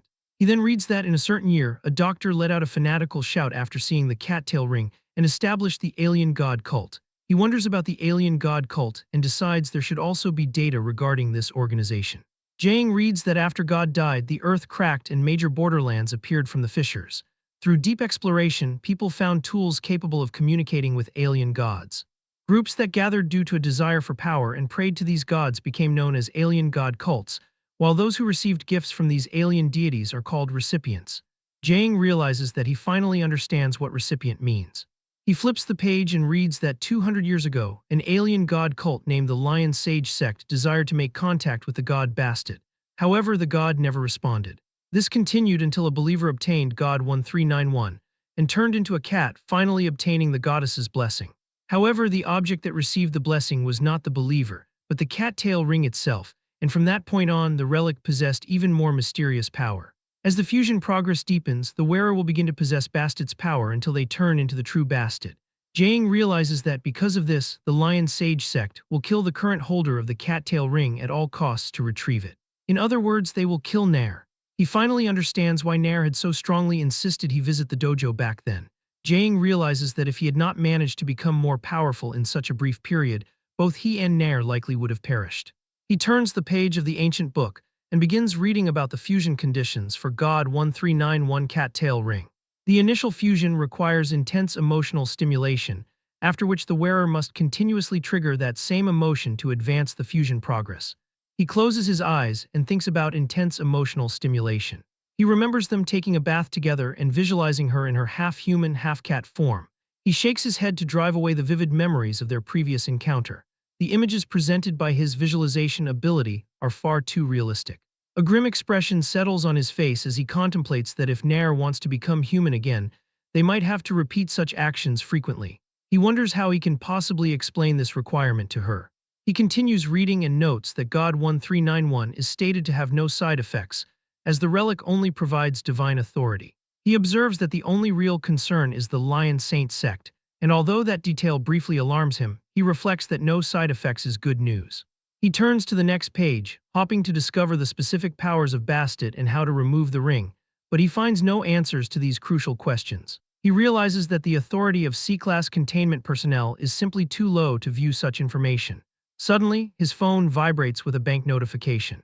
He sees that 23,151,130 Zhu currency has been deposited, bringing his current balance to 23,521,225. While he thinks it is his salary, he realizes it is the compensation provided by Wu Yuking, and the amount is much higher than he expected. He will no longer have to carefully calculate the cost of his daily meals, and he plans to use this wealth to focus on his training to become even more powerful. He decides to purchase expensive ingredients to cook a high-quality meal for Nair, and when the time is right, he will inform her of the condition required for her to turn human. 5 days later, the table is covered in expensive dishes while Nair enjoys the feast. She asks why he has been so extravagant lately and wonders if he has managed to make money. He replies that he was rich once, which only leaves her more confused. He explains that over the last few days, he has been learning a technique called the tremor armor technique from his master. While the technique is fine, the cultivation process is costly. He explains that he must take medicine during training and a medicinal bath afterward, with one set costing 40,000. His balance has dropped to 811,103 after practicing 5 sets, and he reflects on how 200,000 vanished so quickly. Nair performs the math and asks why there is so little left when there should be over 30,000 remaining. Jae-ing simply points at the food on the table. She feels a bit embarrassed and admits that while his behavior is worthy of praise, she warns him that he must save money.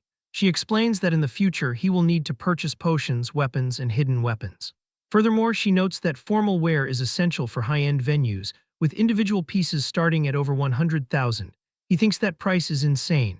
She suggests that buying luxury ingredients like lobster once a month is more than enough. Jae-ing realizes there are many places to spend money and notes that payday is still far off. He worries that since Yuking may not arrange a mission soon, if he does not think of a way to earn some money, he is afraid they will be drinking the northwest wind again. He sends a message to Fuguang, asking if he knows anywhere that is short on people and mentioning he is willing to work as a bodyguard or a porter.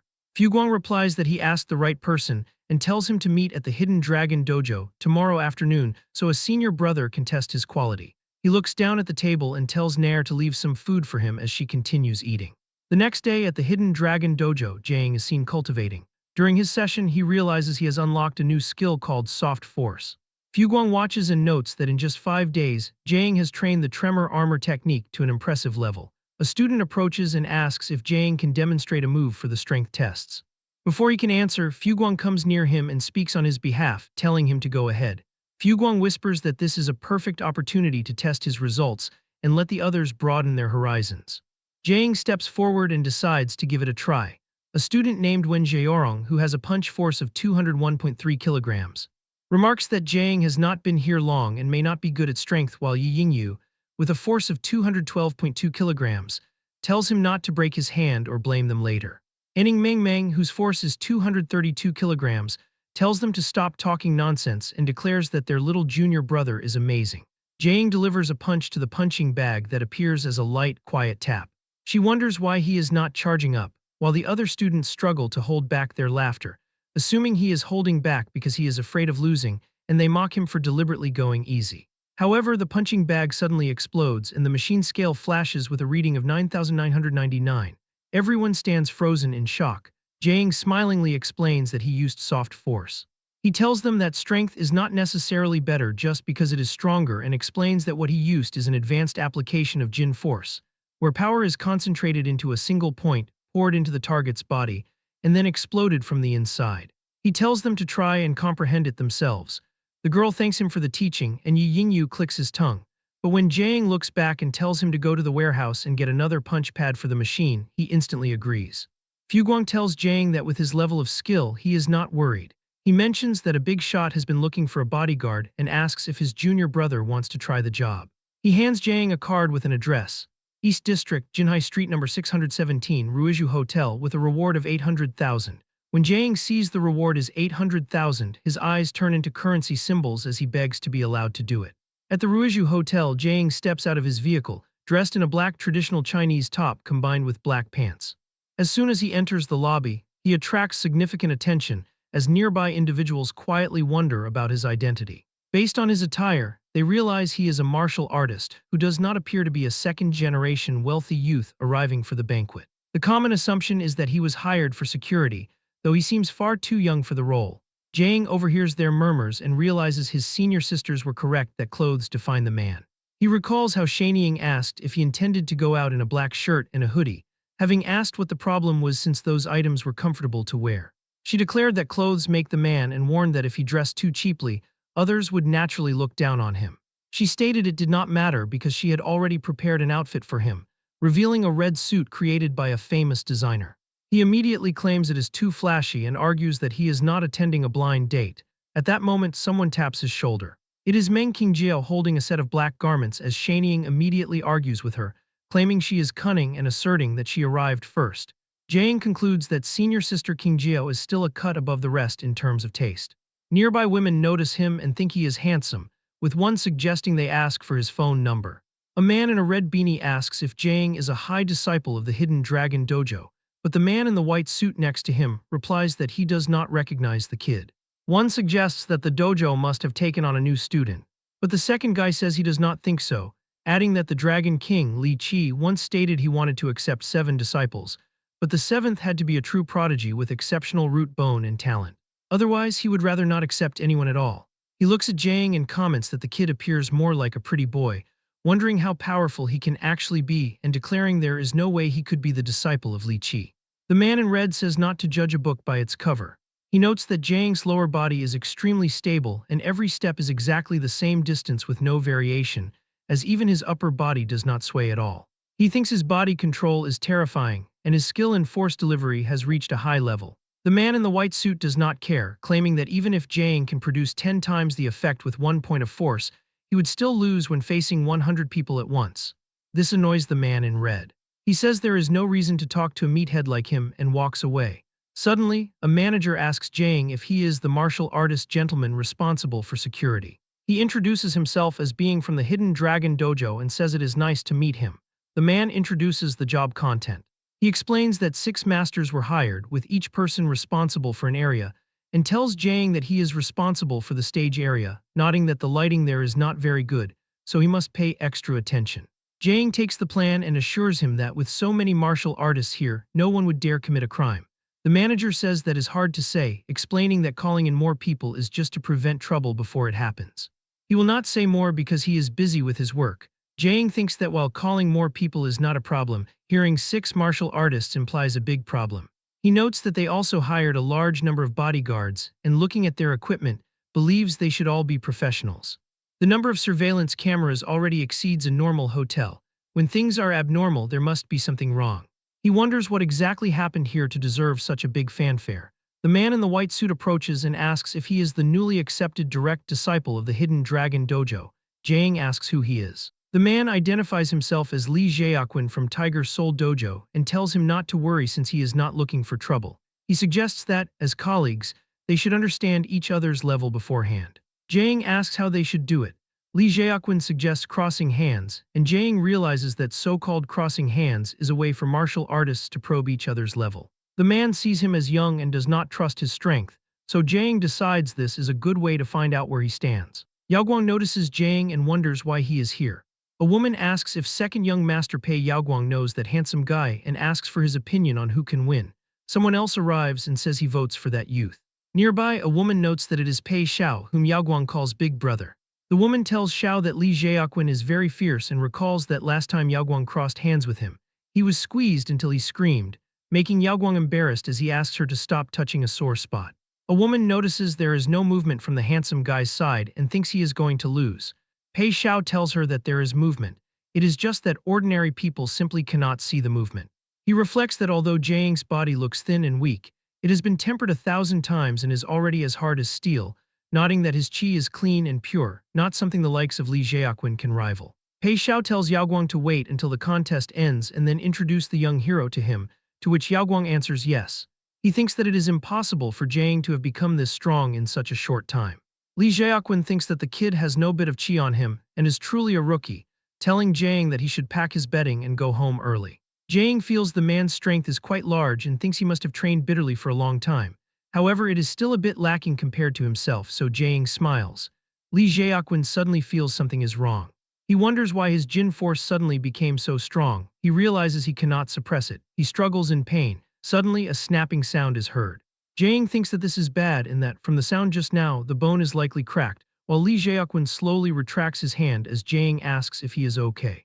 Li Jiaquan laughs and declares he is, of course, okay, saying that Jiang is really quite good and is worthy of being a high disciple of the Hidden Dragon Dojo as he is impressed.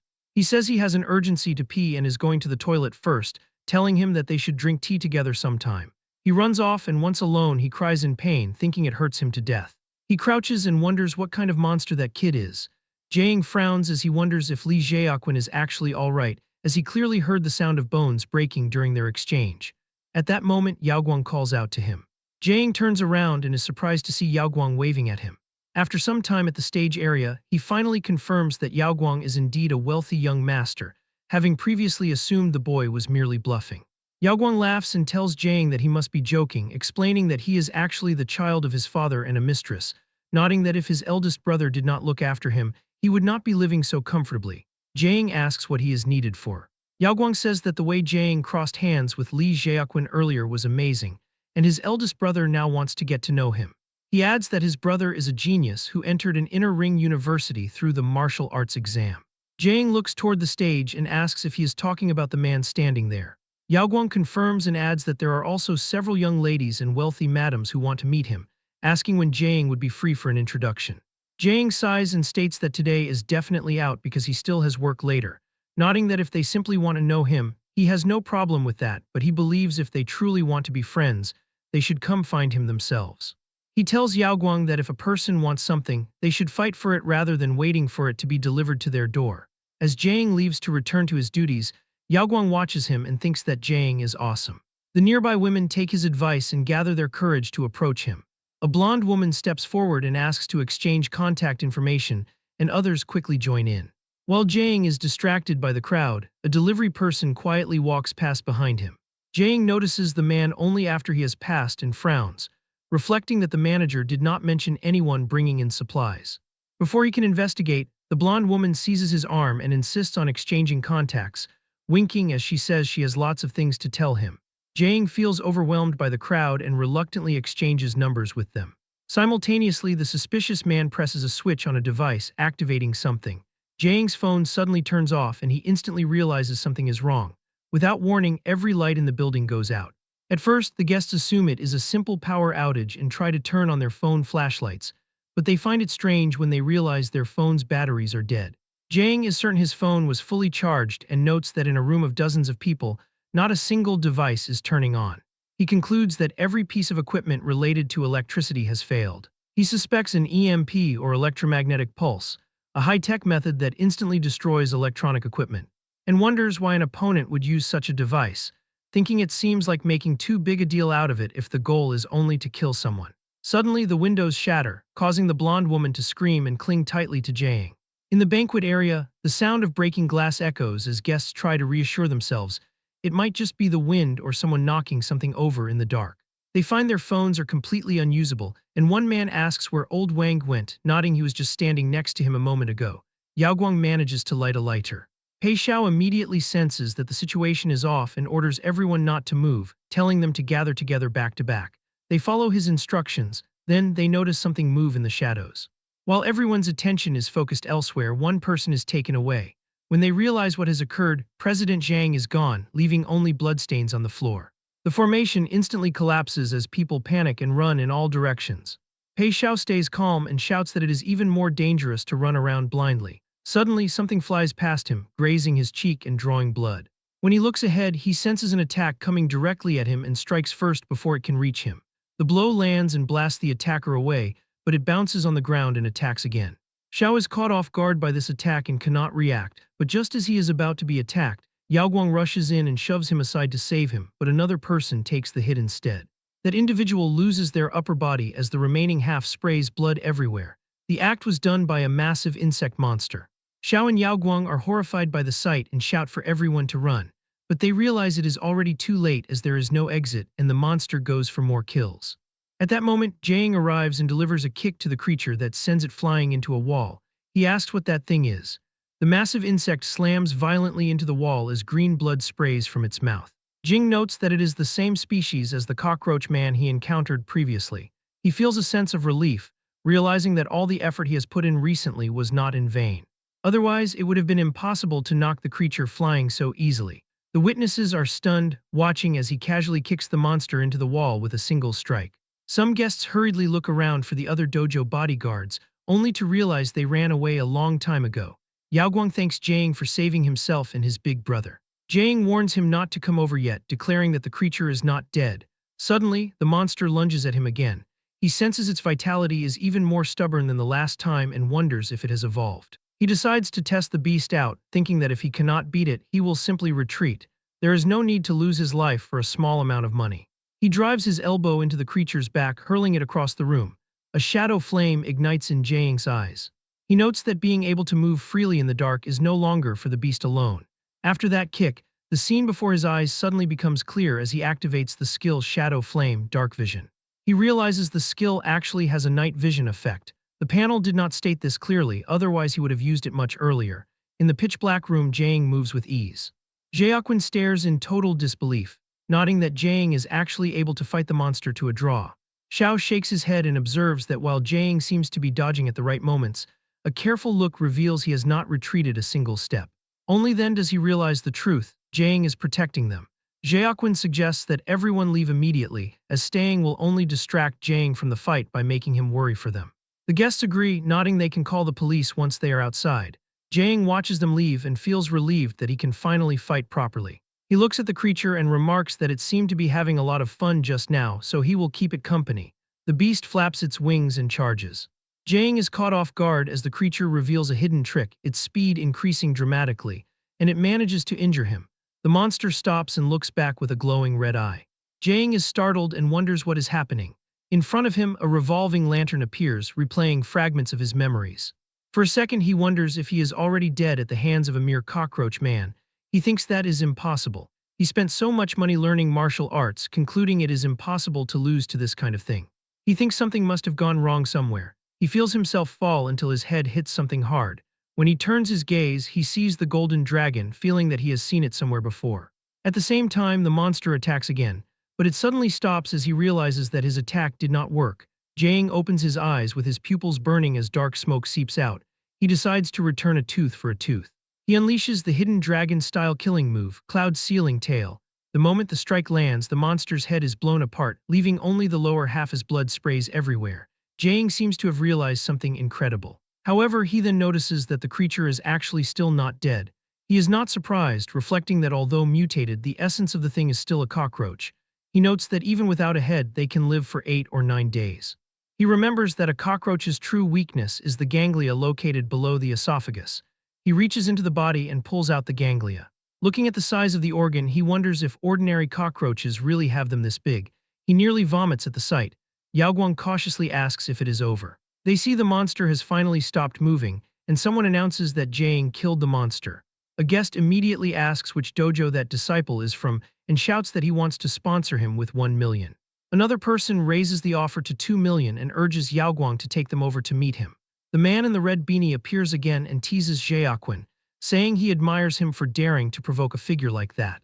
Jaekwon is red with embarrassment and tells him to stop teasing him. Deep down, Jaekwon feels nothing but relief. The young hero did not even use 1% of his strength during their earlier match. He thinks that luckily, Jiang showed mercy and did not directly cripple him. Jiang urges everyone to take this opportunity to get out quickly, as he feels this matter is not that simple. Yaoguang is shocked to notice Jiang is injured. A man walks up to Jiang and asks what he means by those words. Jiang looks at him and asks for his identity. The man introduces himself as Yi Qinglin, the host of this banquet. Qinglin asks if he is implying that the incident was not an accident. Jiang confirms it, stating that according to his observation, this was not a normal blackout. It was an electromagnetic pulse and was likely man-made. He adds that the monster was also likely released in here on purpose with the goal of killing everyone present. Qinglin's expression darkens. He declares this must be an organized, premeditated assassination targeting them. Furious, he vows to have his father investigate everything, but Jiang feels something is off. He notes they installed many cameras and hired so many martial artists, clearly knowing something would happen. By insisting on holding it here despite knowing that, Qinglin is the one with the problem.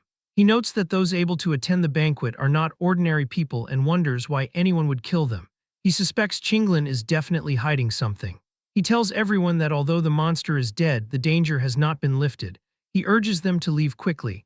He tells them to walk slowly and not to push. He encourages anyone with a lighter to light the way. As they move, Qinglin asks Jiang if he knows what that monster is.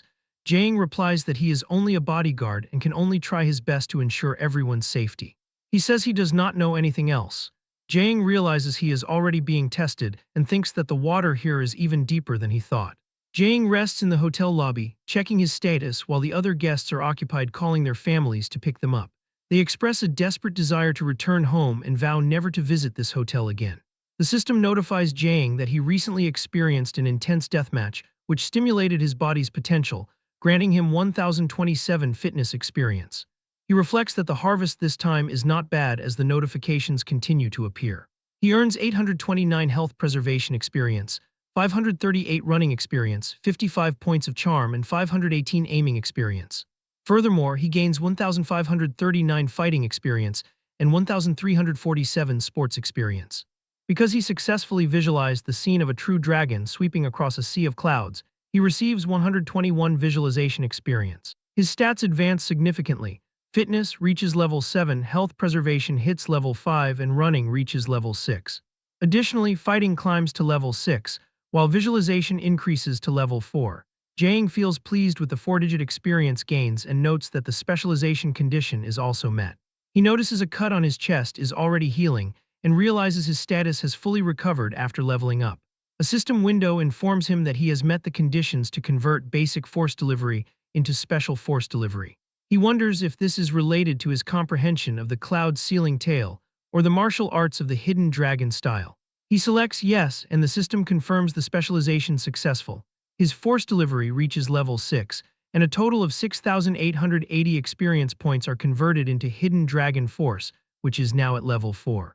Jiang feels a strange sensation, comparing it to rusted mechanical parts being freshly lubricated. He notes that the Jin force flows through his body with unprecedented smoothness. He decides to strike while the iron is hot and begins practicing the tremor armor technique right there in the lobby. Meanwhile, medics arrive at the scene. Xiao directs them toward the injured, and when he was about to point toward Jian, he suddenly freezes when he spots Jiang cultivating in the middle of the lobby. Later that night at the Hidden Dragon Dojo, Jiang thanks Shanying for applying medicine to his injuries. She wonders how a normal bodyguard commission resulted in such a monster appearing and tells him he is far too unlucky. Master Li Qi arrives and explains that the dojo's commissions are inherently about living on the knife's edge, making accidents unavoidable. Jiang asks his knowledgeable master about the origin of that monster. Master admits he is not clear on the specifics but states the monster is likely from the Borderlands. The Borderlands are rifts that appeared after God died. He wonders what exactly exists inside those rifts. Master advises him not to think too much about it, noting that surviving is a great fortune. He adds that Jiang's comprehension of the hidden dragon-style killing move, Cloud Sealing Tail, is a blessing in disguise.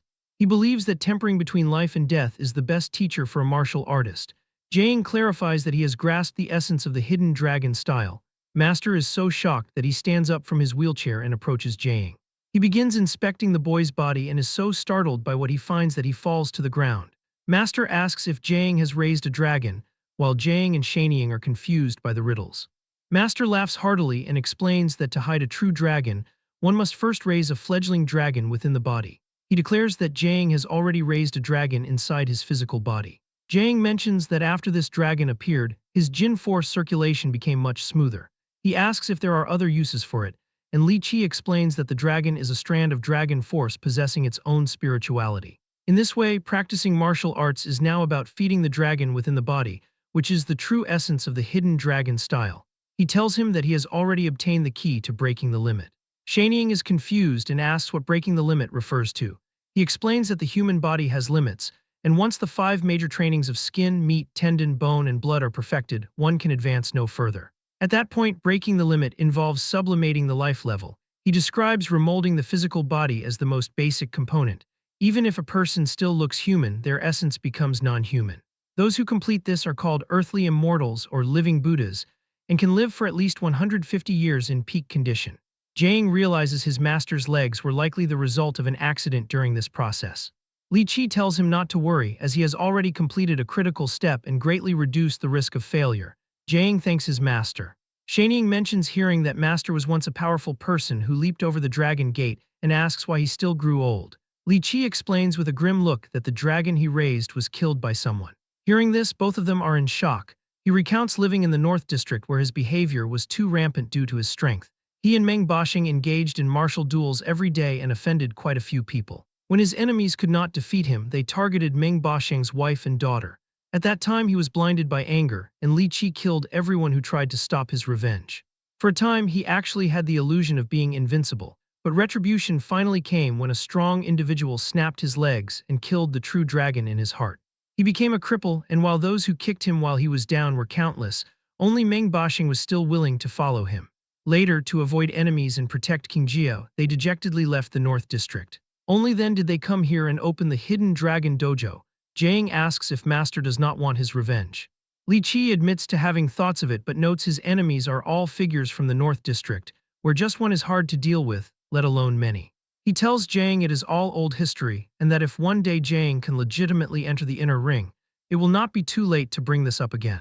Later that night, Jiang's phone notifies him that 80,000 currency was transferred to his card, and his current balance is now 88,111.03 yuan. He enters his home and calls out to Nair, but there is no response as he wonders if she is taking a shower this time. He activates visualization and sees images of Nair having quite a bit of fun throughout the day. He then sees her climbing out of the window. Jiang looks out and spots two figures cornering a cat in the distance. He realizes Nair is in danger. On the street, Nair asks the men why they have returned to find her after they had already fled. A man explains that it is because the crown, infinite dragon and Antashesha has finally given them a response. She is stunned by this. The men address her as their sect leader, claiming that with her incredible talent, she can certainly become a recipient. They suggest that once that happens, they can utilize the power of the main sect to rebuild their organization. Jiang arrives and stops the man, asking if he cannot see that Nair is clearly unwilling to go with them. She freezes when she notices his presence and asks why he is there. Jiang asks the same question in return. However, listening to their exchange, he realizes these men are members of her sect. The man asks if she is not concerned that Kant Security Company will find out about the existence of the boy. The mention of this organization makes Nair visibly tense. Jiang realizes he cannot ignore what he just heard and steps forward. The man panics and explains that if the sect leader stays at the home of the boy, Kant Security Company will eventually find out and involve him in the trouble. Nair feels a wave of sorrow. Jing wonders if she truly wishes to depart, considering the fact that Kant Security Company is indeed an extraordinary force. He recalls that after the god died, the world fell into a brief period of chaos. Because the authorities were powerless to govern, they outsourced law enforcement rights to various security companies, allowing them to develop their own armed forces. And the Kant Security Company is one of those groups. Unlike others, it grew at an alarming speed and became a massive behemoth, taking deep roots. But nowadays, they are already out of control. Originally, Enning Fengna, who turned into a cat, was well hidden until now. But since the dragon sect people have found their way here, the risk of exposure is much higher. Despite the threat, Jiang reflects that he is not afraid of the company. He tells the men that she will not be going back with them. Nair is deeply moved by his words. The man asks if Jiang actually believes he can protect her. Jing replies that since nothing has happened yet, they cannot know the result without trying. The man scoffs and claims Jiang has no idea how formidable Kant Security Company is, telling the boy that he would not last against them, and suggesting that even a random squad would be enough to finish him. Nair shouts for them to stop, declaring that if they had not come, there would be no trouble at all. She never wanted to be a leader and blames the deceased former leader for arbitrarily choosing her as the heir. She tells them to go receive their endowment themselves and orders them to stop looking for her. She is breathless from the shouting. She adds that if anything occurs, she knows Jiang will protect her well. She asks him for confirmation and he says yes. The two of them turn and walk away together. The man clicks his tongue in annoyance. Meanwhile, at the location of the great skylodging insect mother, the mentor remarks that he did not expect number one to be killed by a 17-year-old student. Even when Chengxuan was that age, it would have been hard for him to win. He wonders if there is a genius in King Cheng even stronger than his disciple. Kaiping replies that the situation is different. His junior brother had only practiced for a short time when he was 17. He suspects the person in the news was probably secretly trained by the hidden dragon dojo for a long time. The mentor tells him to forget about it, as it does not matter. He notes that although the expected effect was not achieved, the deaths will serve as a wake-up call for the governing council. The mentor asks about the status of number 9. Kaiping reports that it ate number 7 the previous night. It has only been born for 10 days, yet its growth rate is extremely fast. The mentor concludes that number 9 is currently the most cost-effective and perfect individual. Therefore, future feeding and production will be based on it. He orders Kaiping to find a time for number 9 to go out and make an appearance too. He notes that the student in the news is from Qingcheng-affiliated high school, the best school in the city. If an incident happens there, it will increase the support rate for his bills significantly. Kaiping feels a chill and agrees. On a clear day, Jiang is busy practicing his martial arts. He believes that one day he will be able to solve all problems, or at least solve the people causing them, like Kant Security Company. The system notifies him that he performed a tremor armor technique cultivation and earned 331 fitness experience. He activates visualization, and the effect is greatly enhanced. This is Shaking Starfear, one of the 5 great killing moves of the Hidden Dragon style. It is a defense-breaking technique that drives Jin force into the target, and he believes it can destroy even copper walls and iron bastions. Suddenly, Fuguang rushes in and announces that Jiang has struck it rich. He asks how that happened. Fuguang explains that the second-generation rich kids he saved at the hotel yesterday donated a massive amount of funds to the dojo. The master decided all the funds belonged to Jiang as remuneration, totaling 22 million. Jiang's eyes sparkle as he imagines himself lying on a bed of money. He remarks that wealthy people certainly know how to conduct themselves. Fuguang tells him the master said he can no longer practice stingily since he has so much money. He hands him a plan the old man made. It lists his daily requirements, and Jiang notes the daily cost is 280,000. He laughs and says it is not much compared to 20 million. Fuguang tells him to flip the page. It lists a qi-condensing heart-nourishing pill for 800,000 per week and an injectable steam sauna medicinal bath for 1,230,000. A tendon-opening massage for 1,800,000 every 2 weeks, and a high-pressure stone chamber session once a month for 2 million. Jing's body begins to tremble. Fuguang tells him to prepare to say goodbye to his 20 million, and Jiang realizes he is a poor martial artist after all. Fuguang then shows him a news headline on his phone. The Qingcheng Morning Post features Jiang calling him a hero for killing the monster with his bare hands. Suddenly, Jiang's phone rings with an unknown call. He answers it, and the voice on the other end causes his face to turn pale. A voice on the other end of the phone shouts at Jiang for his long absence from class. The teacher scolds him for being too bold, skipping classes to perform part-time work, and acting like a so-called hero while failing to return to school. Jiang argues that his family has had a bit of a situation recently. Since the school sports meet begins in a few days, the teacher decides to sign him up for multiple events, including the 100, 200, 400, 800, and 2,000-meter races, making Jiang realize the teacher simply wants him to win glory for the class. Suddenly, Zhu Shanying waves her hand to catch his attention. Because of this, he tells his teacher he has something urgent to deal with and hangs up the phone while the teacher reminds him that he must show up when the time comes. Jiang then asks his 6th senior sister if she was looking for him, and Shanying reveals there is a commission specifically designated for him with very high pay. This immediately catches his interest. She explains that the client is also a martial artist who grew curious about him after watching the news and now wants to cross hands with him for a payment of 500,000. Jiang's eyes go wide at the thought of earning 500,000 just to be a sparring partner. The following day, he enters the Inner Ring's North District, a place where the vast majority of high-ranking government officials reside, often known as the Northern Nobles. He recalls hearing that a random person here can earn in just a few minutes what an outer ring household makes in a whole year. He initially thinks that sounds too exaggerated. He believes that just sparring and crossing hands for 500,000 is a bit too much. However, he realizes that the consumption concepts of rich people are inherently different from ordinary people, and this amount is likely nothing to the client. He observes that the house is so massive it rivals half a school. At that moment, he notices Yao Guang and Pei Xiao standing at the front door waving at him, leading him to wonder what those 2 brothers are doing at this location. He asks if they were the ones who sent the commission to the dojo. Xiao explains that he misunderstood and says someone else wanted to meet him through them. Jiang shoots a sharp look at Yao Guang, who immediately explains that it was not his idea and that his dad ordered him to do it, so he did not dare to refuse. Jiang asks suspiciously if it was their father who wanted to cross hands with him, but Yao Guang replies no and explains that someone else was asking his father for help, though he cannot explain the situation clearly either. Xiao suggests they talk as they walk. He explains the person comes from an official organization, though he does not know which one specifically, and adds that their father instructed them to try their best to satisfy the man's requests. Xiao reveals that at the banquet last night, the man personally asked to arrange a meeting with Jiang and asks if he really has no clue who it is. To which Jiang says he has none as he wonders who would go through such trouble to see him, suspecting the Kant security company. Before opening the door, Xiao warns Jiang that although he is strong, he should not relax his vigilance because the man inside might be stronger than anyone he has seen so far. Inside, he meets a huge man with a thick build and dreadlocks. The man introduces himself as Mandrel. Jiang realizes right away that this person is not ordinary, and he greets him as he notices scars and bullet holes in his shoulder. He thinks those are not marks an ordinary person would have and concludes the man has been a soldier used to slaughter. While Mandrel smiles and suggests they become friends immediately, declaring that the best way to make friends is to have a fight. With that, he charges from his seat to attack.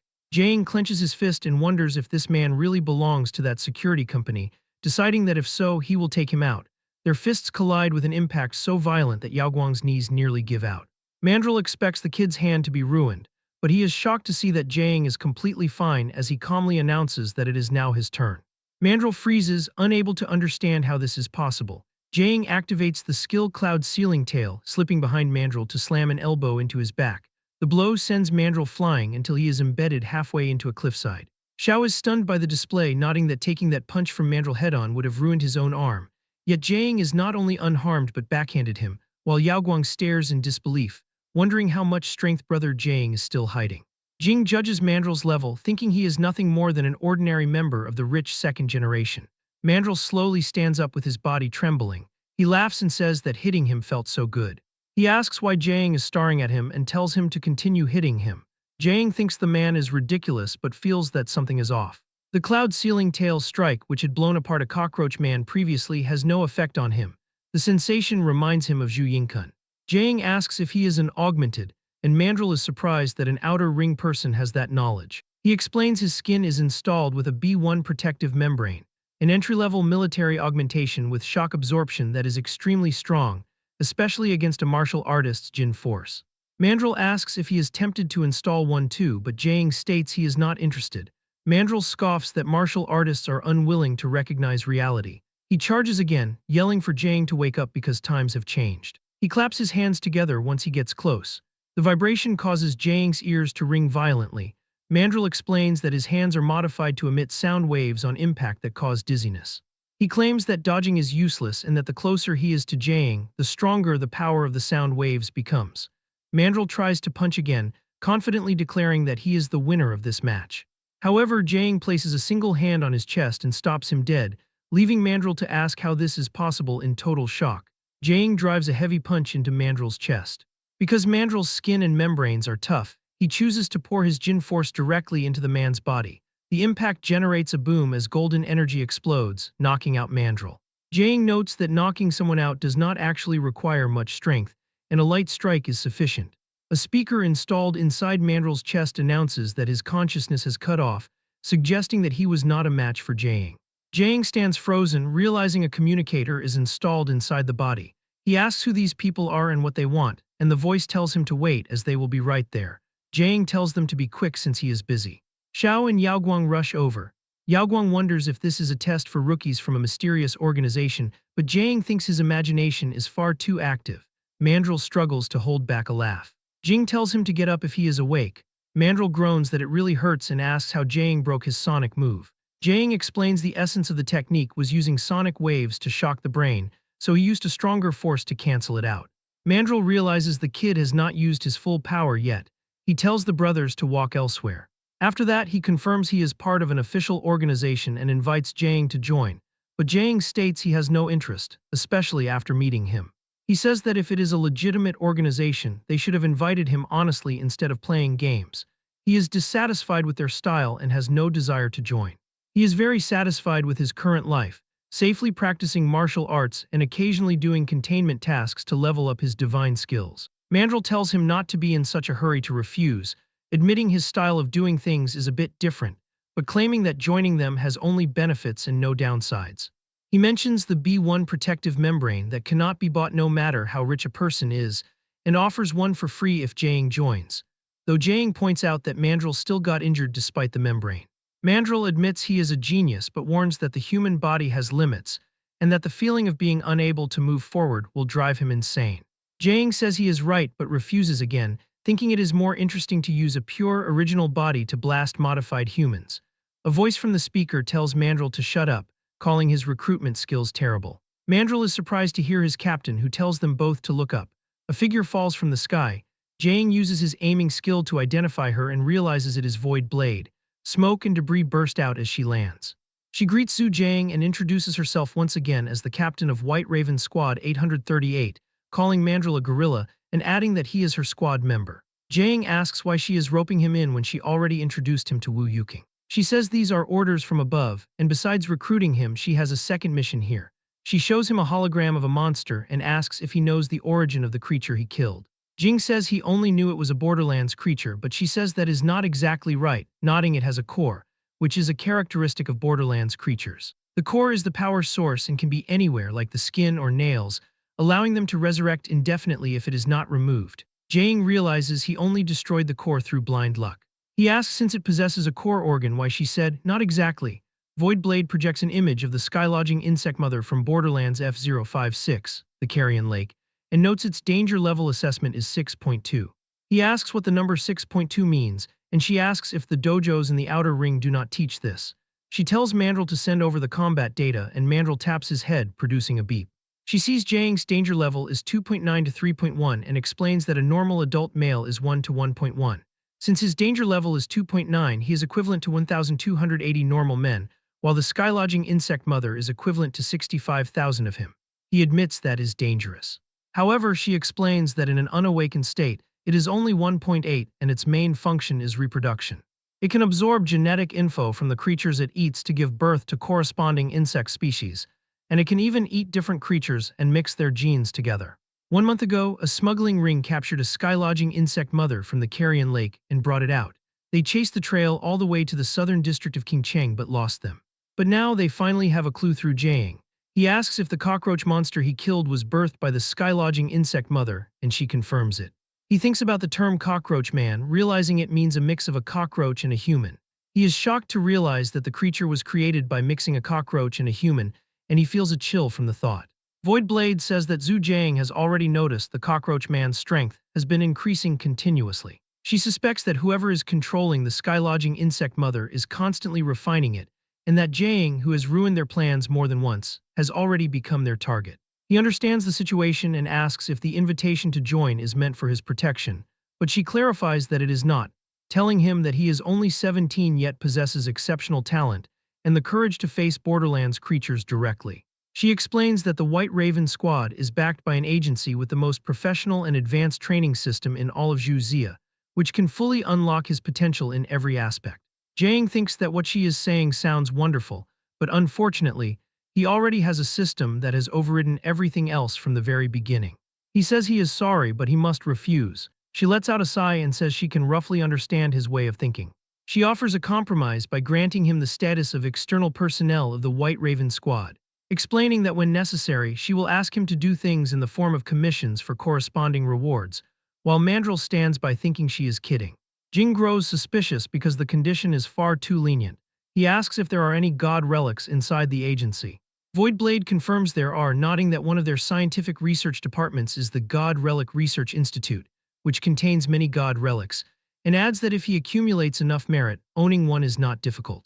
Jiang's eyes light up and he agrees to the deal immediately, making up a story and claiming he has been a fan of White Raven for 10 years and that his dream is to be an external personnel member. They shake hands to seal the cooperation. Later, he gets in a car and leaves. Mandrill asks the captain if this is truly necessary, questioning if Jiang is just a martial arts genius who is not considered too uncommon, but she replies that this person is not that simple. She explains that yesterday she came into contact with the eldest miss of the Wu family again, noting the degree of importance Wu Yuking attaches to Zhu Jiang is beyond imagination. Mandrill asks if she means Wu Yuking, the natural recipient. She asks if he remembers that Yuking has always been looking for a way to remove her recipient status, having also said that only a god can fight a god and that aside from god relics, Zhu Jiang is the only thing she cares about. Void Blade suspects he has a special quality they haven't found yet. Even if they don't know exactly what makes him special, they must get their hands on him first. The sun sets as Jiang heads back, and he thinks that Qingcheng is really poor because even the most prosperous area cannot compare to a single hair on the North District. Suddenly, his phone rings with a message from Yuking asking him to come to the library when he has time. He replies that he is arriving soon and tells the driver to go to the Qingcheng library. He arrives on the 7th floor and Yuking tells him to sit, He takes a sip of sweet water. With annoyance, he asks the boss if they can drink something better next time, wondering how much this woman likes the sweet water kettle. She smiles and asks if he does not like it, nodding it is tea brewed from water produced by his favorite god relic, to which Jang asks for a Coke instead. Yuking says that White Raven should have already contacted him. He tells her they invited him to join, but he didn't agree. She tells him he did the right thing, and he asks why she says that. She explains the creature known as the Crow is an ominous existence that brings death, while the White Raven is a symbol of rebirth and mercy that brings auspiciousness, as the name is entrusted with beautiful wishes, but the death rate of their work is extremely high. Since it was established over 60 years ago, the number of people who lived safely until retirement is only 3. Jang thinks that is dangerous enough and realizes he will have to consider White Raven work carefully, since the resurrection effect of twin life only works once in a short time. He asks her for the background of that agency, and she tells him the full name is the Abnormal Disaster Emergency Management Special Agency.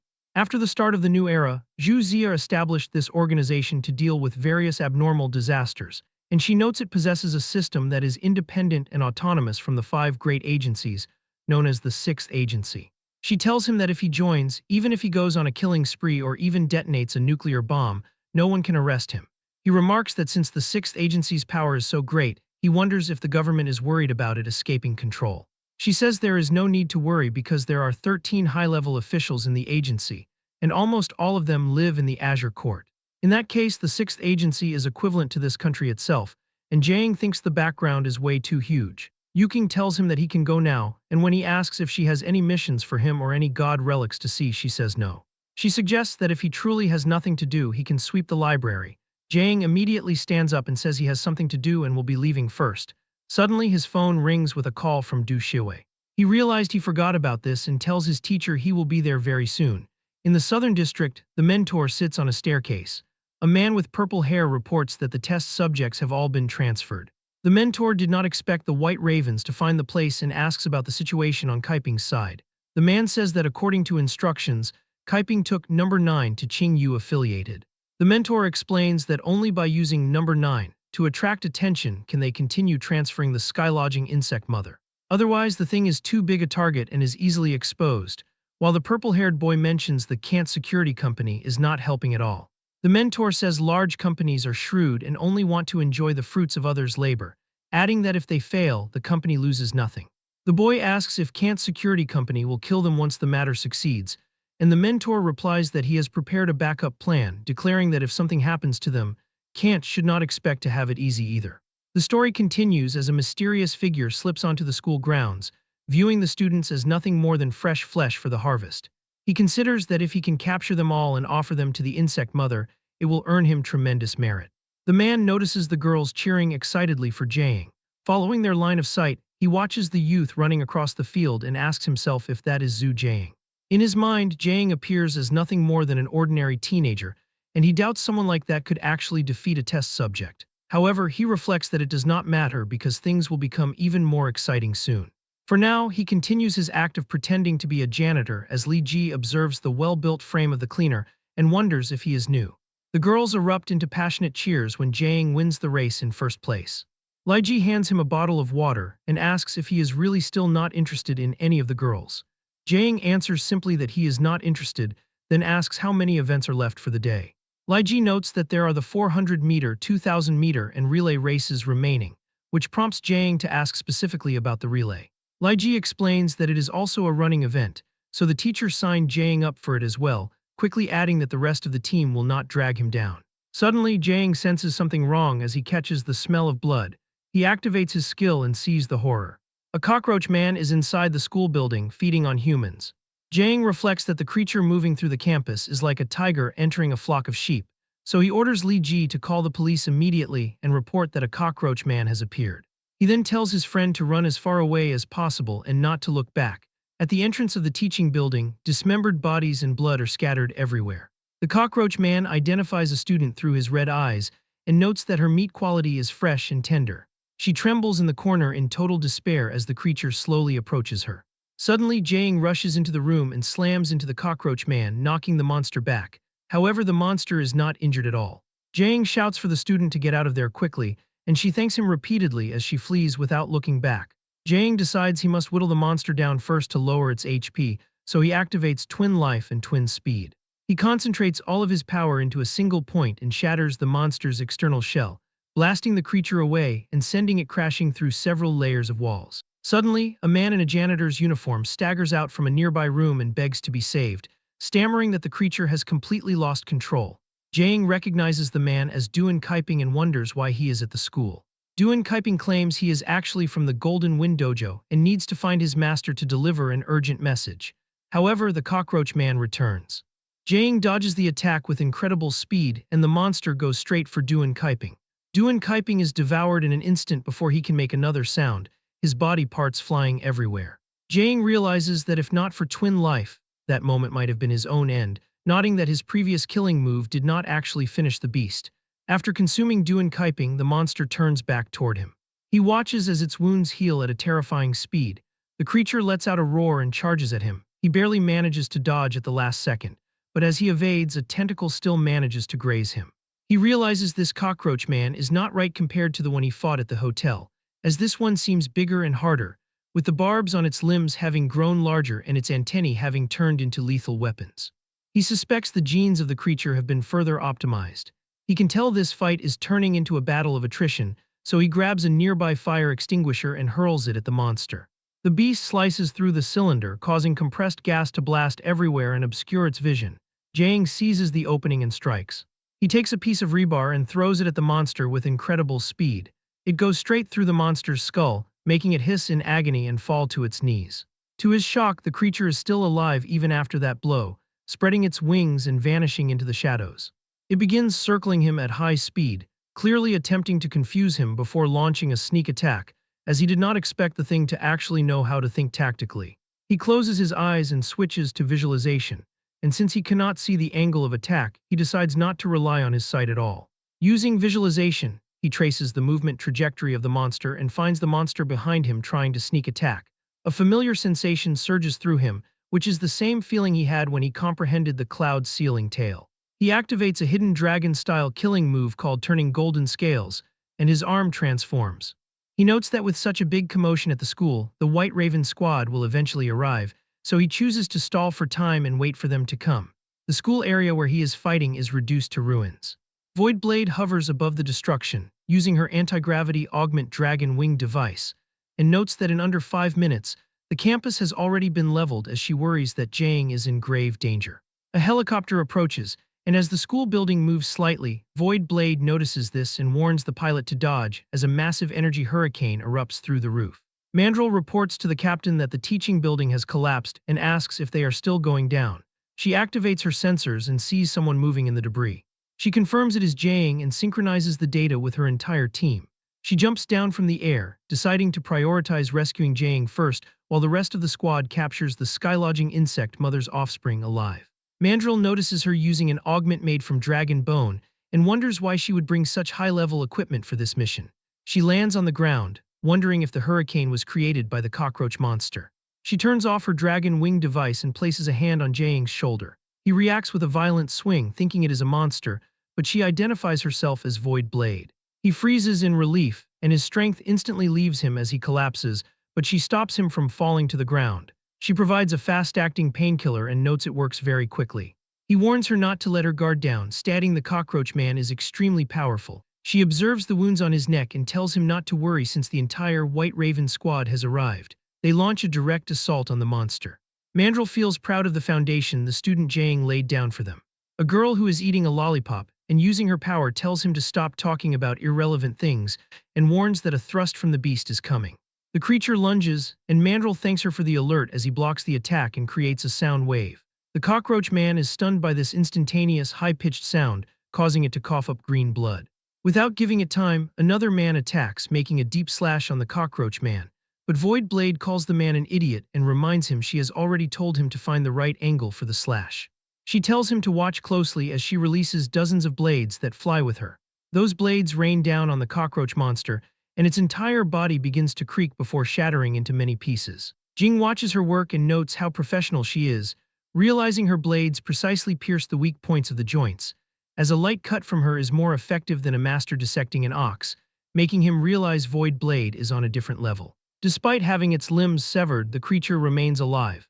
Voidblade commands Chi-Yu to stop its bleeding, explaining they need it alive to help find the sky-lodging insect mother. She then orders Xiao Jiang to write the mission report and apply to the higher-ups for a tracker. Mandrill approaches Jiang and asks why the genius looks so battered, and Jiang replies that it was lucky they came quickly.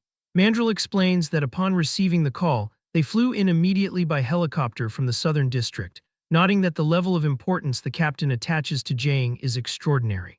Jiang asks if they found anything in the southern district, and Mandrill states they have searched less than a third of the area with no gains. Jiang reveals he actually has a new clue, which catches the captain's attention.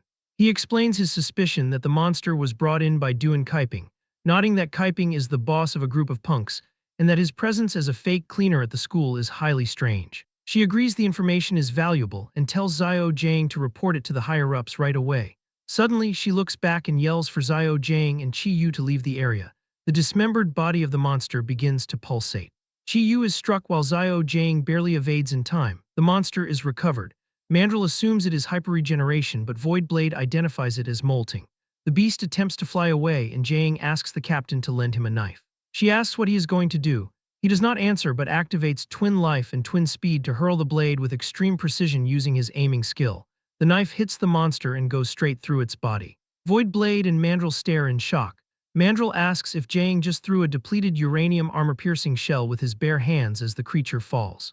Jiang notes it was only possible because the knife was good, which annoys her since the weapon cost over 10 million, as Jiang reflects on the importance of weapons after being previously helpless against the beast. She turns back and notices his arm has turned purple, realizing that using that move comes with a heavy cost. She tells him to get on the helicopter so they can return him to the Hidden Dragon Dojo, and he agrees. Knowing his internal energy circulation cannot heal these injuries, and that he still needs the help of his senior brother and sister, though he probably won't be able to avoid getting scolded. As the helicopter departs, Mandrill mentions they lost another member and asks if they should report it to the higher-ups to transfer more members over, but Voidblade refuses, explaining that a high death rate would downgrade her evaluation. Jing finds their indifferent attitude toward death unsettling, and realizes he could not learn it even if he lived another lifetime. The system rewards him for the death match he just experienced, stimulating his potential to grant 1,367 fitness experience, 939 health preservation experience, and 1,211 aiming experience, promoting aiming to level 6. His Hidden Dragon Force is promoted to level 5, and visualization reaches level 5, leaving Jiang to smile and think the experience gained from this is both painful and pleasurable. As the helicopter continues its flight, Jiang notes that his aiming skill has reached level 6, leading him to realize that his vision should be even more defined now. He peers down at the city and notices that he can see everything clearly. He thinks that this is ridiculous, as his natural eyesight now surpasses high-quality binoculars. He considers that if he combines this with his Hidden Dragon Force, accurately striking a target kilometers away will no longer be just a fantasy. The next time he encounters a monster like the Cockroach Man, he will not need to get close at all, which significantly increases his safety factor. Voidblade informs him that the investigation results from the southern city side have arrived. The survey team used instruments and discovered that the pollution rate there has already exceeded 10%. He asks what a pollution rate is. She looks at him in disbelief and asks if he truly knows nothing, questioning what they teach students in the outer ring. She uses a metaphor, stating that her left hand represents the world they live in, and her right hand represents the other world. When the two worlds collide or overlap, pollution is generated. The more severe the overlap phenomenon, the higher the pollution rate. She explains that if it is only a slight graze, an impact occurs, and the pollution rate is generally around 1% to 5%. However, once an overlap occurs, the pollution rate rapidly shoots up to around 10% to 30%, changing physical laws and allowing creatures from the otherworld to enter reality. He asks if this is the process of how borderlands are born. She clarifies that borderlands are the product of the pollution rate reaching 100%. It is neither reality nor the otherworld, but a new state called a subworld. She warns him that an overlap phenomenon could happen in Southern City at any time, so he must not go near there casually. Jiang notes that he understands. He eventually returns to the dojo where Zhu Shanying immediately scolds him. She tells him that he really does not let people have peace of mind, noting that every time he returns, he is covered in injuries. Meng Qingjiao appears angry as well. As they begin applying medicine, Shanying warns him that if he does this again, they will not care about him anymore. He attempts to explain that it was not his intention and he was forced by the situation. Shanying smacks him, causing him to shout in pain and beg her to go easy. She insists that he needs to remember the pain, pointing out that his whole arm is purple and she does not know how long it will take to recover. Jang explains that he did not want to get covered in injuries either, but in that situation, he was the only one who could stand up to fight the cockroach monster. Shanying presses her elbows into his back, prompting Jang to hiss and beg her to go easier. She tells him to bear with it, explaining that this is the only way she can infuse the medicinal power into his body using qi. Shanying's chest is pressed against his face, so he turns his head away. He reflects that compared to Shanying, senior sister Meng's control of qi is much more refined. He notes that the medicinal paste silently soaks into his skin and feels somewhat comfortable rather than painful. Suddenly, he feels something. The master enters the room and freezes at the sight of the girls positioned on top of Jang. Both Shanying and Meng Qingjiao immediately turn red with embarrassment. After that, Li Qi checks Jang's hand and realizes that he really cultivated the golden scales, and he wonders how strong the monster must have been to injure him like this. Jang asks the master if he knows about the Golden Wind Dojo. Li Qi confirms he is familiar with them, noting that their dojo master Jiao Hongyuan exchanged pointers with him when he was young. He explains that the cultivation method of the Golden Wind Dojo claimed to be able to train fists and feet into blades and swords, promoting the idea that unarmed is equivalent to armed. At that time he was really curious, so he found a chance to fight them. Jang, in shock, asks if by them the master fought more than one opponent. Li Qi explains that after their master was beaten, the disciples came to help, but their internal power was not enough to break his golden scales skin, so he knocked them down one punch at a time.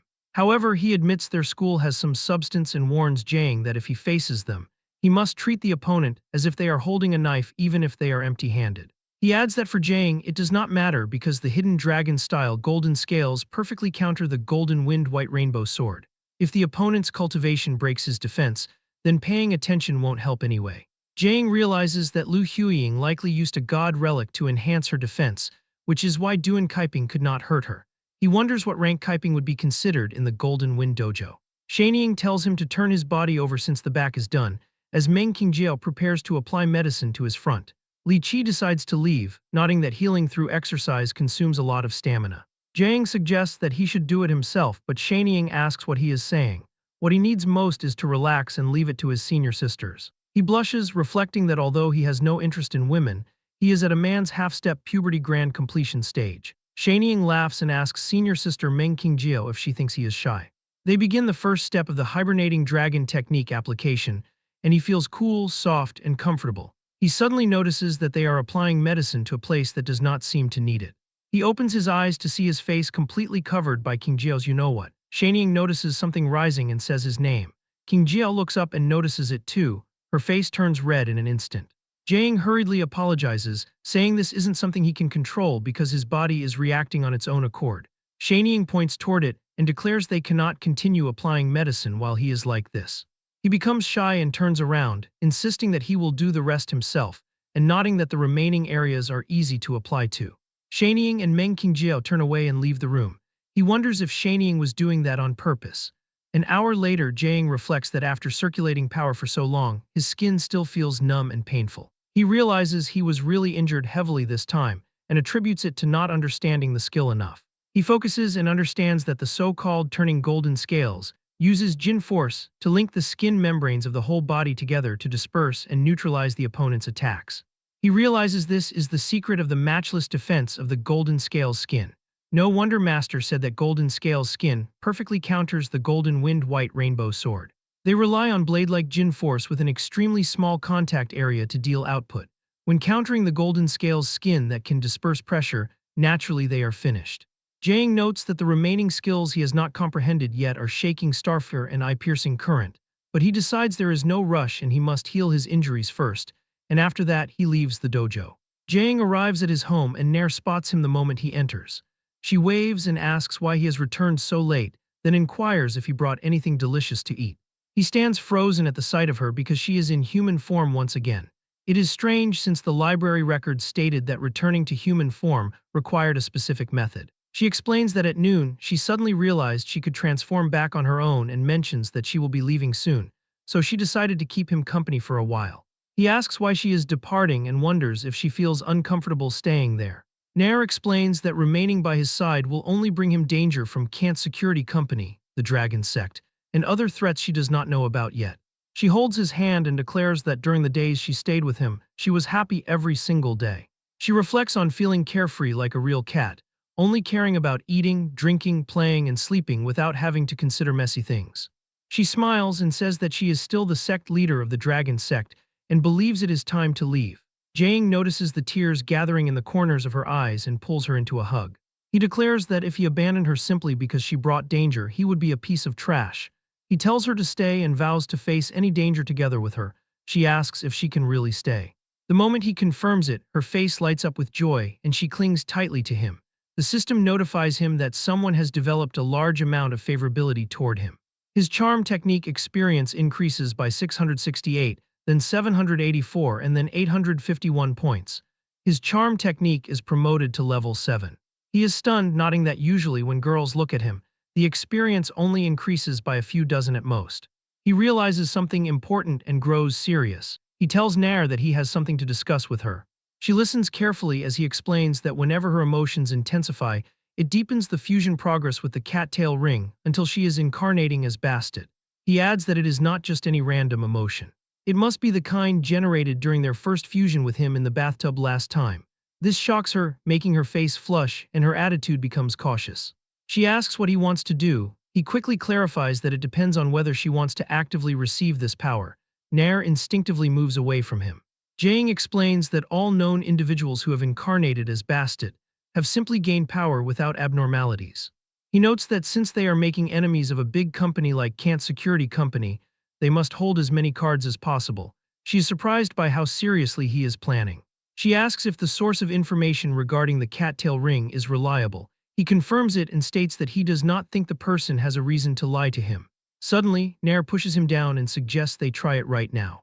He panics and tells her to wait, but she clarifies that she simply thinks more power means more assurance. He tells her that she does not need to explain, he understands. She asks how they should proceed and he suggests recreating the scene from that day. She blushes but agrees. They enter the bath together and recreate their previous positions. The sensation is intense and she grabs his hand tightly. He wonders if the process is over. The cattail ring begins to glow, and he reaches out to touch it, absorbing the divinity. He realizes that promoting the fusion between the cat and the ring actually produces divinity to absorb.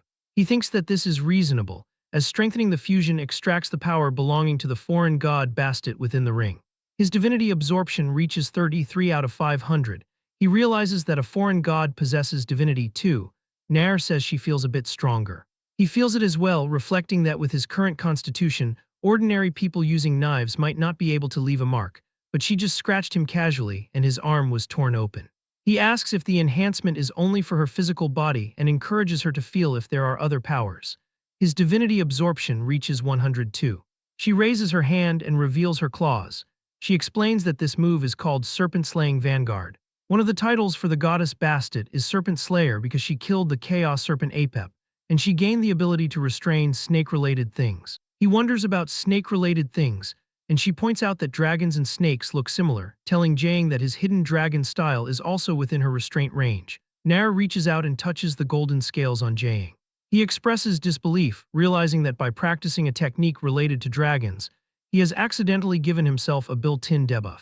He argues that it cannot be correct since the hidden dragon style is just a name rather than an actual dragon, yet it is still countered by her power. Nair proudly declares that this is simply how god-level abilities function. They do not need to be reasonable. Even techniques with dragon in their name fall within her restraint range, making him think the situation is completely ridiculous. However, a new thought strikes him. He realizes that with this ability, Nair can now torment the dragon sect however she pleases. She acknowledges that he is right and declares she no longer has to listen to them, vowing that if they dare to come looking for her again, she will ensure they have a memorable experience. A wicked smile spreads across her face as she laughs. He grabs her cheeks and tells her to stop, suggesting they leave future problems for the future. Afterward, they go to bed, and she returns to her cat form to sleep quietly beside him. Jang reflects that he only activated the fusion of the cattail ring once, yet he obtained an astonishing amount of divine substance, gaining 309 units, which is equivalent to an entire god relic. But in the end, what exactly is divine substance? If it is the source of a god relic's power, then any relic he drains should logically lose its strength. However, the relics he absorbed energy from have not changed at all. He decides not to dwell on the mystery and focuses on upgrading his skills, so Twin Life advances to level 3, which required 9 out of 500 divine substance for the upgrade.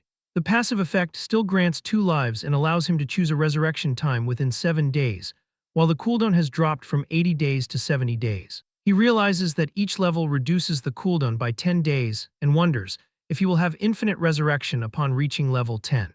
The system presents him with a choice for a passive effect, and he wonders what he should choose for this passive effect. 3 days later at the Hidden Dragon Dojo, Jang chooses to strengthen his physical defense.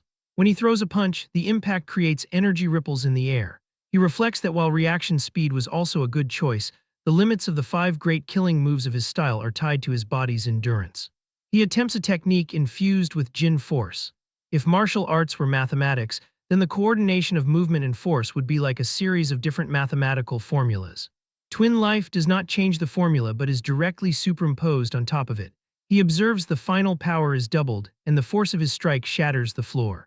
The rolling wind and thunder is already a punch that can explode with double power, but after reinforcing his defense and stacking the Twin Life effect, the result is borderline invincible. Zhu Shaniang calls out to him and says someone is looking for him, her tone indicating she is not happy about the visitor. It is Void Blade. She states she has something to say to him and he did not expect her to show up in person. Shaniang questions him about the woman's identity, but he says he cannot explain. Void Blade interrupts and asks if they are finished chatting, nodding her time is precious. Shaniang snaps back and yells for her to just say what she wants instead of being mysterious. Void Blade replies calmly that only Zhu Jiang alone can listen to this. This answer makes Shaniang even more annoyed. Void Blade suggests they find a place with no people, while he thinks to himself that this is bad. Once they are alone, he asks what is so urgent that she had to come in person. She tells him not to be nervous and explains she is here to pass a message from someone. He immediately guesses the message is from Wu Yuking. She confirms he is right and projects a hologram of a young man, introducing him as Otogi Suzuka, the third heir of the Otogi clan, which is one of the Far East's 6 great Zaibatsu. The blade in his hand is a god relic, God 519, the Unbreakable Blade, whose ability is simple and named Indestructible. He thinks the concept of the strongest spear and shield is a bit idealistic. She knows what he is thinking and explains that among existing relics, there is no unshatterable shield or such existence that can counter it. She mentions that someone once used a special method to expose the blade to directly withstand high temperatures of over 10 million degrees, and the result was that the weapon remained completely undamaged. He asks if this is a new containment mission. She shakes her head and notes God 519 is not out of control and does not need containment. He asks what Wu Yuking needs him to do. Void Blade clarifies that it is not about what she needs him to do, but whether he is willing to do it himself. He realizes that Wu Yuking wants him to get the relic. She explains that Otogi Suzuka came to Zhu to participate in the U19 Unlimited Fighting Tournament, and if it were normal times, making a move on him would cause a severe diplomatic incident.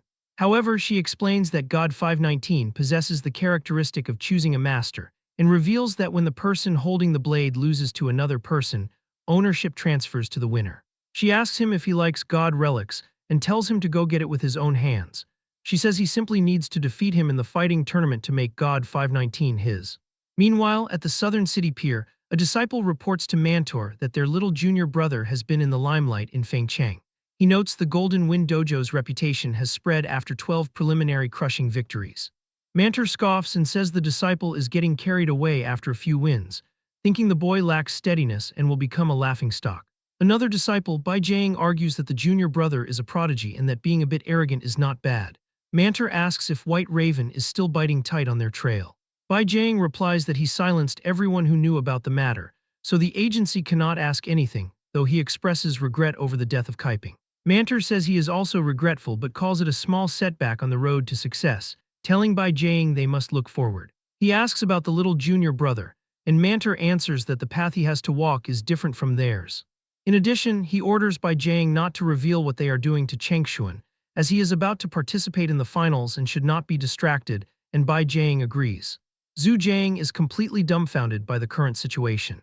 He had only informed the master that he was going to participate in the U19 Unlimited Fighting Tournament, yet all of them have followed him to Fengcheng. Shaniang explains that it is far too dangerous for a young boy to be out on his own, stating that as his senior sisters, it is their duty to protect their junior brother properly. He immediately asks who exactly the dangerous person is among them. He then turns his attention to Nair and asks for her reason for being there, wondering with a hint of sarcasm if she is also there for his protection. She blushes and explains that they must still persist with the matter of deepening the fusion with Bastet. He asks if she has become addicted to the process, causing her to break into a cold sweat while answering that she is absolutely not. Shanying notes how close his relationship with the cat has become, pointing out that he even brought her along for an away match. Nair mentally tells Shanying to mind her own business, as she simply wants to be with Jaeing. Shanying then remarks that it must be difficult to train with the animal around and suggests putting her in a hotel instead. Nair immediately threatens that if he dares to do that, she will run away from home. Jaeing is left completely speechless and finally accepts his fate, declaring that everyone can go together. Later, inside the room, Shanying provides a lecture. She warns him that with his current level, he absolutely cannot defeat Otogi Suzuka. He asks her what level she believes he is at right now. She replies that he is probably around level 3, so Jaeing asks if this level system is specific to Feng Cheng. She proudly explains that she invented it herself. He stares at her in disbelief, but she insists her judgment is based on evidence. She explains that Suzuka entered his sect at 10 years old, became the head disciple in just 5 years, and earned a title in the martial arts world 3 years after that. Since her strength is comparable to their eldest senior brother, Shanying asks Jaeing if he believes he can beat the eldest senior brother right now. He reflects that although he has not been in the sect long, there is still a significant gap between himself and the eldest senior brother, admitting that if they were to fight, he would likely suffer a crushing defeat.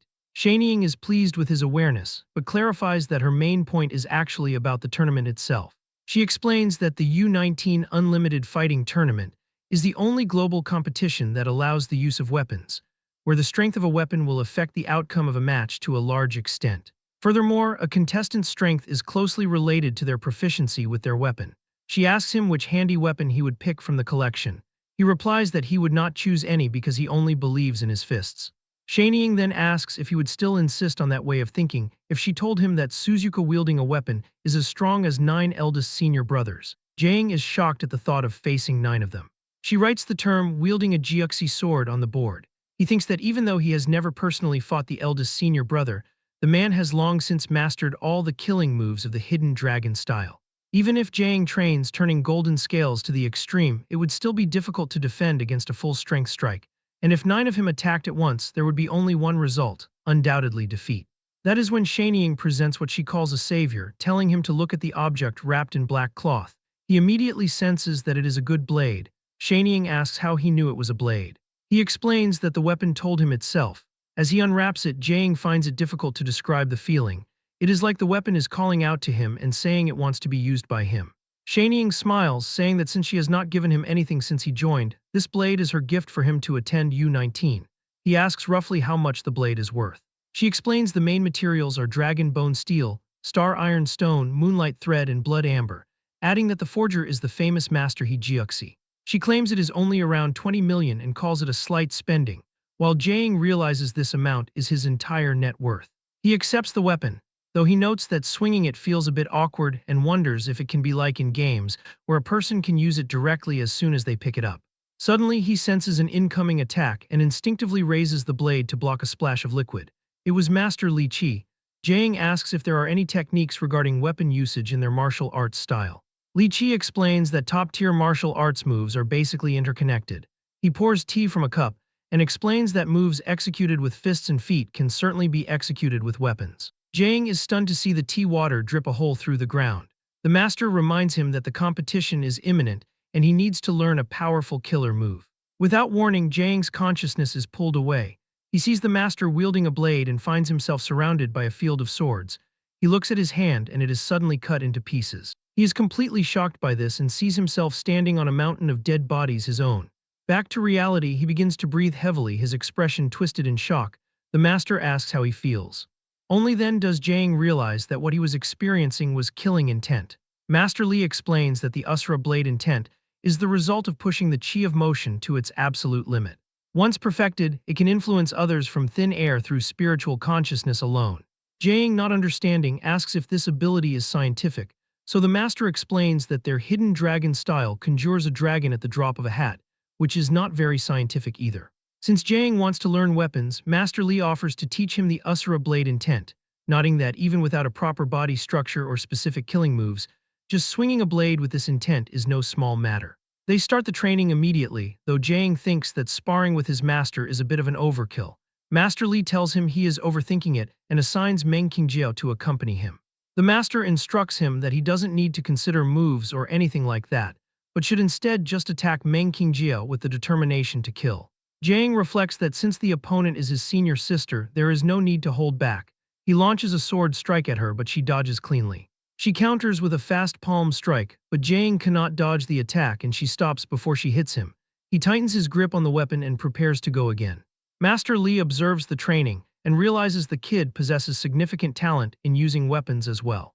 He estimates that at this rate it will take at most a week, or perhaps only 4 days to get the hang of it. Suddenly, a disciple rushes in and reports that someone claiming to be from the Golden Wind Dojo has barged in looking for trouble. Before the disciple can finish, he is shoved aside. Li Chengxuan, a direct disciple of the Golden Wind Dojo, steps forward and challenges Jiang to a fight to the death.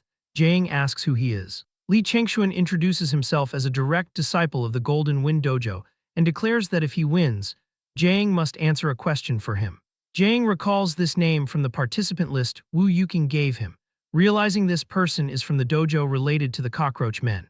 Master Li tells him to go exchange a few moves and assures him not to worry since this is his master's territory.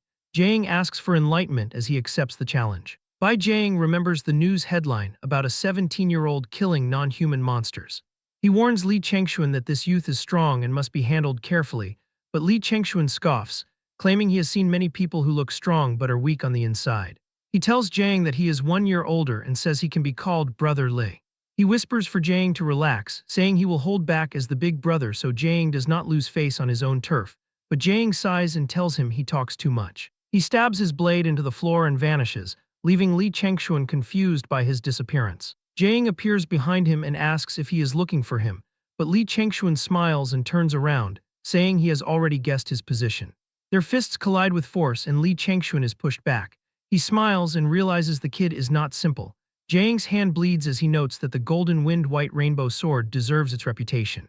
Strange to say, this is his first real combat with a martial artist. His past opponents were either cyborgs or monsters, and he is glad to finally meet a decent opponent. Li Chengxuan charges with his hand covered in blade energy and swings his hand, but Jiang blocks with his arm, and the strike barely scratches his golden scales skin. Li Chengxuan is shocked that a 17-year-old could already cultivate that technique. Jiang tells him to cut the crap and punches him. He launches a flurry of strikes while his opponent is in the air. Master Li and Nair watch his performance, while Zhu Shanying is impressed by his progress. Jiang wonders if his opponent's cultivating style also enhances his physical strength. He notes that while anyone else would collapse after a few hits, Li Chengxuan is like human-shaped steel and remains unmoved. He then spots an opening and activates Twin Life for a finishing move, but just as he is about to attack, a loud voice commands him to stop. Jiang is startled and he immediately retreats. It was the mentor Jiao Hongyuan who said that. He steps forward and states it is just a match and there is no need to go for the kill. Jiang asks if there is something wrong with the individuals from the Golden Wind Dojo, pointing out that while one of them barged in uninvited with the intention to fight him to the death, the other suddenly claims it is just a spar and tells him not to go for the kill. He suggests that they should go back, talk the matter over properly, and perhaps return later. Jiao Hongyuan glares at him in response. Suddenly, Li Qi bursts into laughter, clearly admiring the courage shown by his disciple. The master tells Hongyuan that his student has a point, nodding that they are the ones causing trouble while simultaneously suing for peace, which he calls a bit unreasonable. Hongyuan turns his cold gaze toward Li Chengxuan, who is sweating. Hongyuan can only let out a sigh. He mentions that he heard Jiang is also participating in the U-19 Unlimited Fighting Tournament, and because of this, he suggests that they should exchange a few blows. Shanying is instantly triggered by the suggestion, asking what the man means by that since their dojo was the one being rude first, and now they want to lay hands on her junior brother. Li Qi raises his arm to stop her. He then asks Jiang what he thinks of the proposal. Jiang considers the idea carefully, thinking that crossing blades with this old man might help him grasp the essence of the Golden Wind White Rainbow Sword, though he stays cautious as he feels something about the man is off. He recalls what his master said earlier about standing inside his master's territory and observes that his master and the others are all present, which eases his mind. He grips his sword and asks the senior to enlighten him. Jiang makes the first move. Hongyuan calmly sidesteps and avoids the blade while watching the boy closely. Hongyuan notices that Jiang's neck is open and immediately aims for it, thinking to himself that Jiang is still just a kid who has much to learn. At that exact moment, Jiang suddenly pivots his weapon and aims for the neck of Hongyuan. The senior dodges, but the movement is not perfect. The edge of the blade grazes his nose and draws blood. Hongyuan's eyes narrow as he realizes the kid has considerable talent in weapon usage, thinking to himself that he must find a way to get his hands on him and feed him to the insect mother. Right then, a system notification informs Jiang that he unlocks a new skill, Weapon Combat, which is now at level 1 with 128 out of 300 points. Jiang feels excited, thinking it really takes a professional to level up so fast. After nodding, he unlocked the skill after just one exchange, so he tells the senior they should go again. However, Hongyuan declines the offer, stating he must take his worthless disciple back for treatment and nodding that, unfortunately for Jiang, this will not be the last time their paths cross. Jiang tells Changshuan that he will see him in the ring and warns him not to underestimate his opponent next time.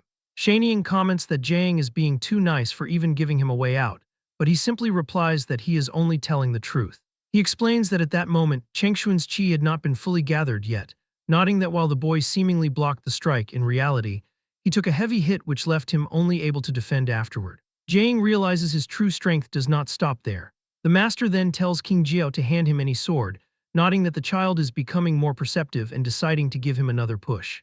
King Jiao steps forward and offers the weapon. The moment Master Li takes it, Jiang freezes as he feels as though he has been cut 1,000 times. The familiar Asura sword intent surges again, making his hands tremble. Jiang feels a fierce desire rise inside him to comprehend that terrifying intent. However, he understands that to grasp it, he must have the resolve to die, so Jiang launches an attack at his own master. Their blades collide and the two remain locked in the same position for 3 minutes. Shaniang wonders what the master and junior brother are doing.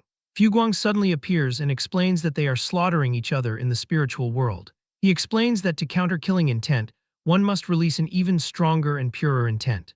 With the resolve to kill, the blade will move forward unstoppably with boundless power, a state he declares is the Asura sword intent, and notes that his junior brother has already learned it.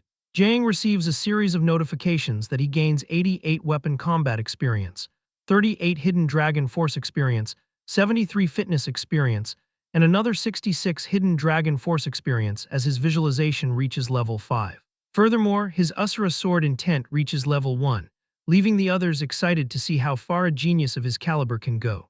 Meanwhile, somewhere else, Hongyuan scolds Changshuan for stirring up trouble right before the tournament, mentioning that even he has to show courtesy to the Dragon King, yet Changshuan still dared to perform a dojo storming.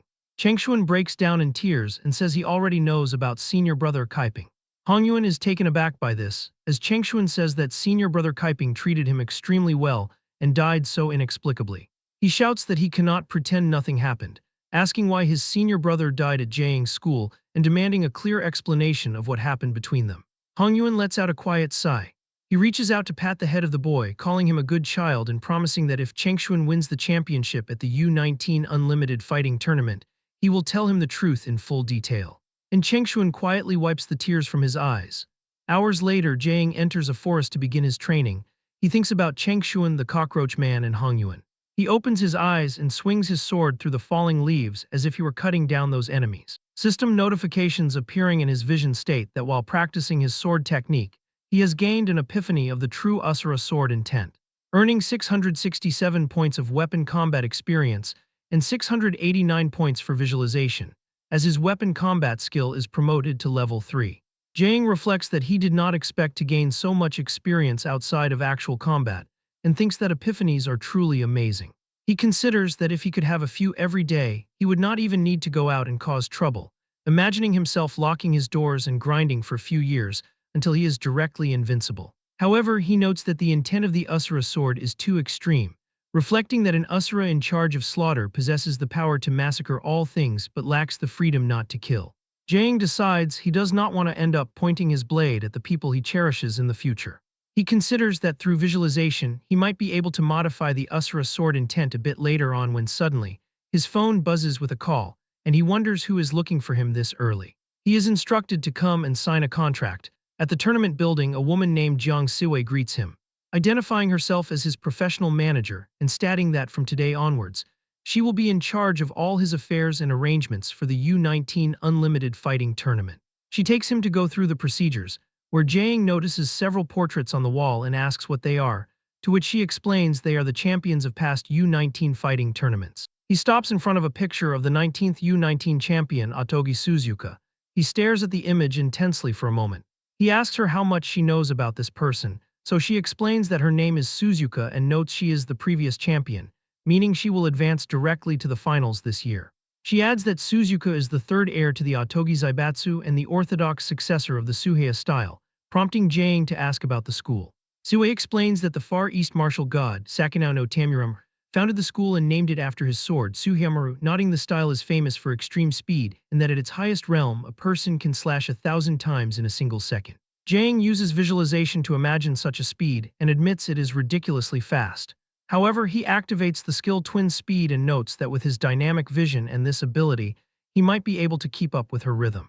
Suhei notices the smile on his face and sighs, thinking he is setting his sights on a genius at such a young age while considering the situation to be both pitiful and passionate, so she tells Jang that if he trains hard, it is not impossible for him to become the next Suzuka in the future and encourages him to keep it up, though Jang realizes this young lady has completely misunderstood his thoughts. Since he entered the club through special channels, Suhei explains that after signing the contract, he will be an official contestant. Jang reads that the monthly salary for an official contestant is 180,000 Nuoxia currency, and he will enjoy employee benefits, noting that any prize money won belongs entirely to the contestant, while the U19 enterprise will handle the taxes. Jang signs the document and thinks that for a salary, these organizers are quite generous.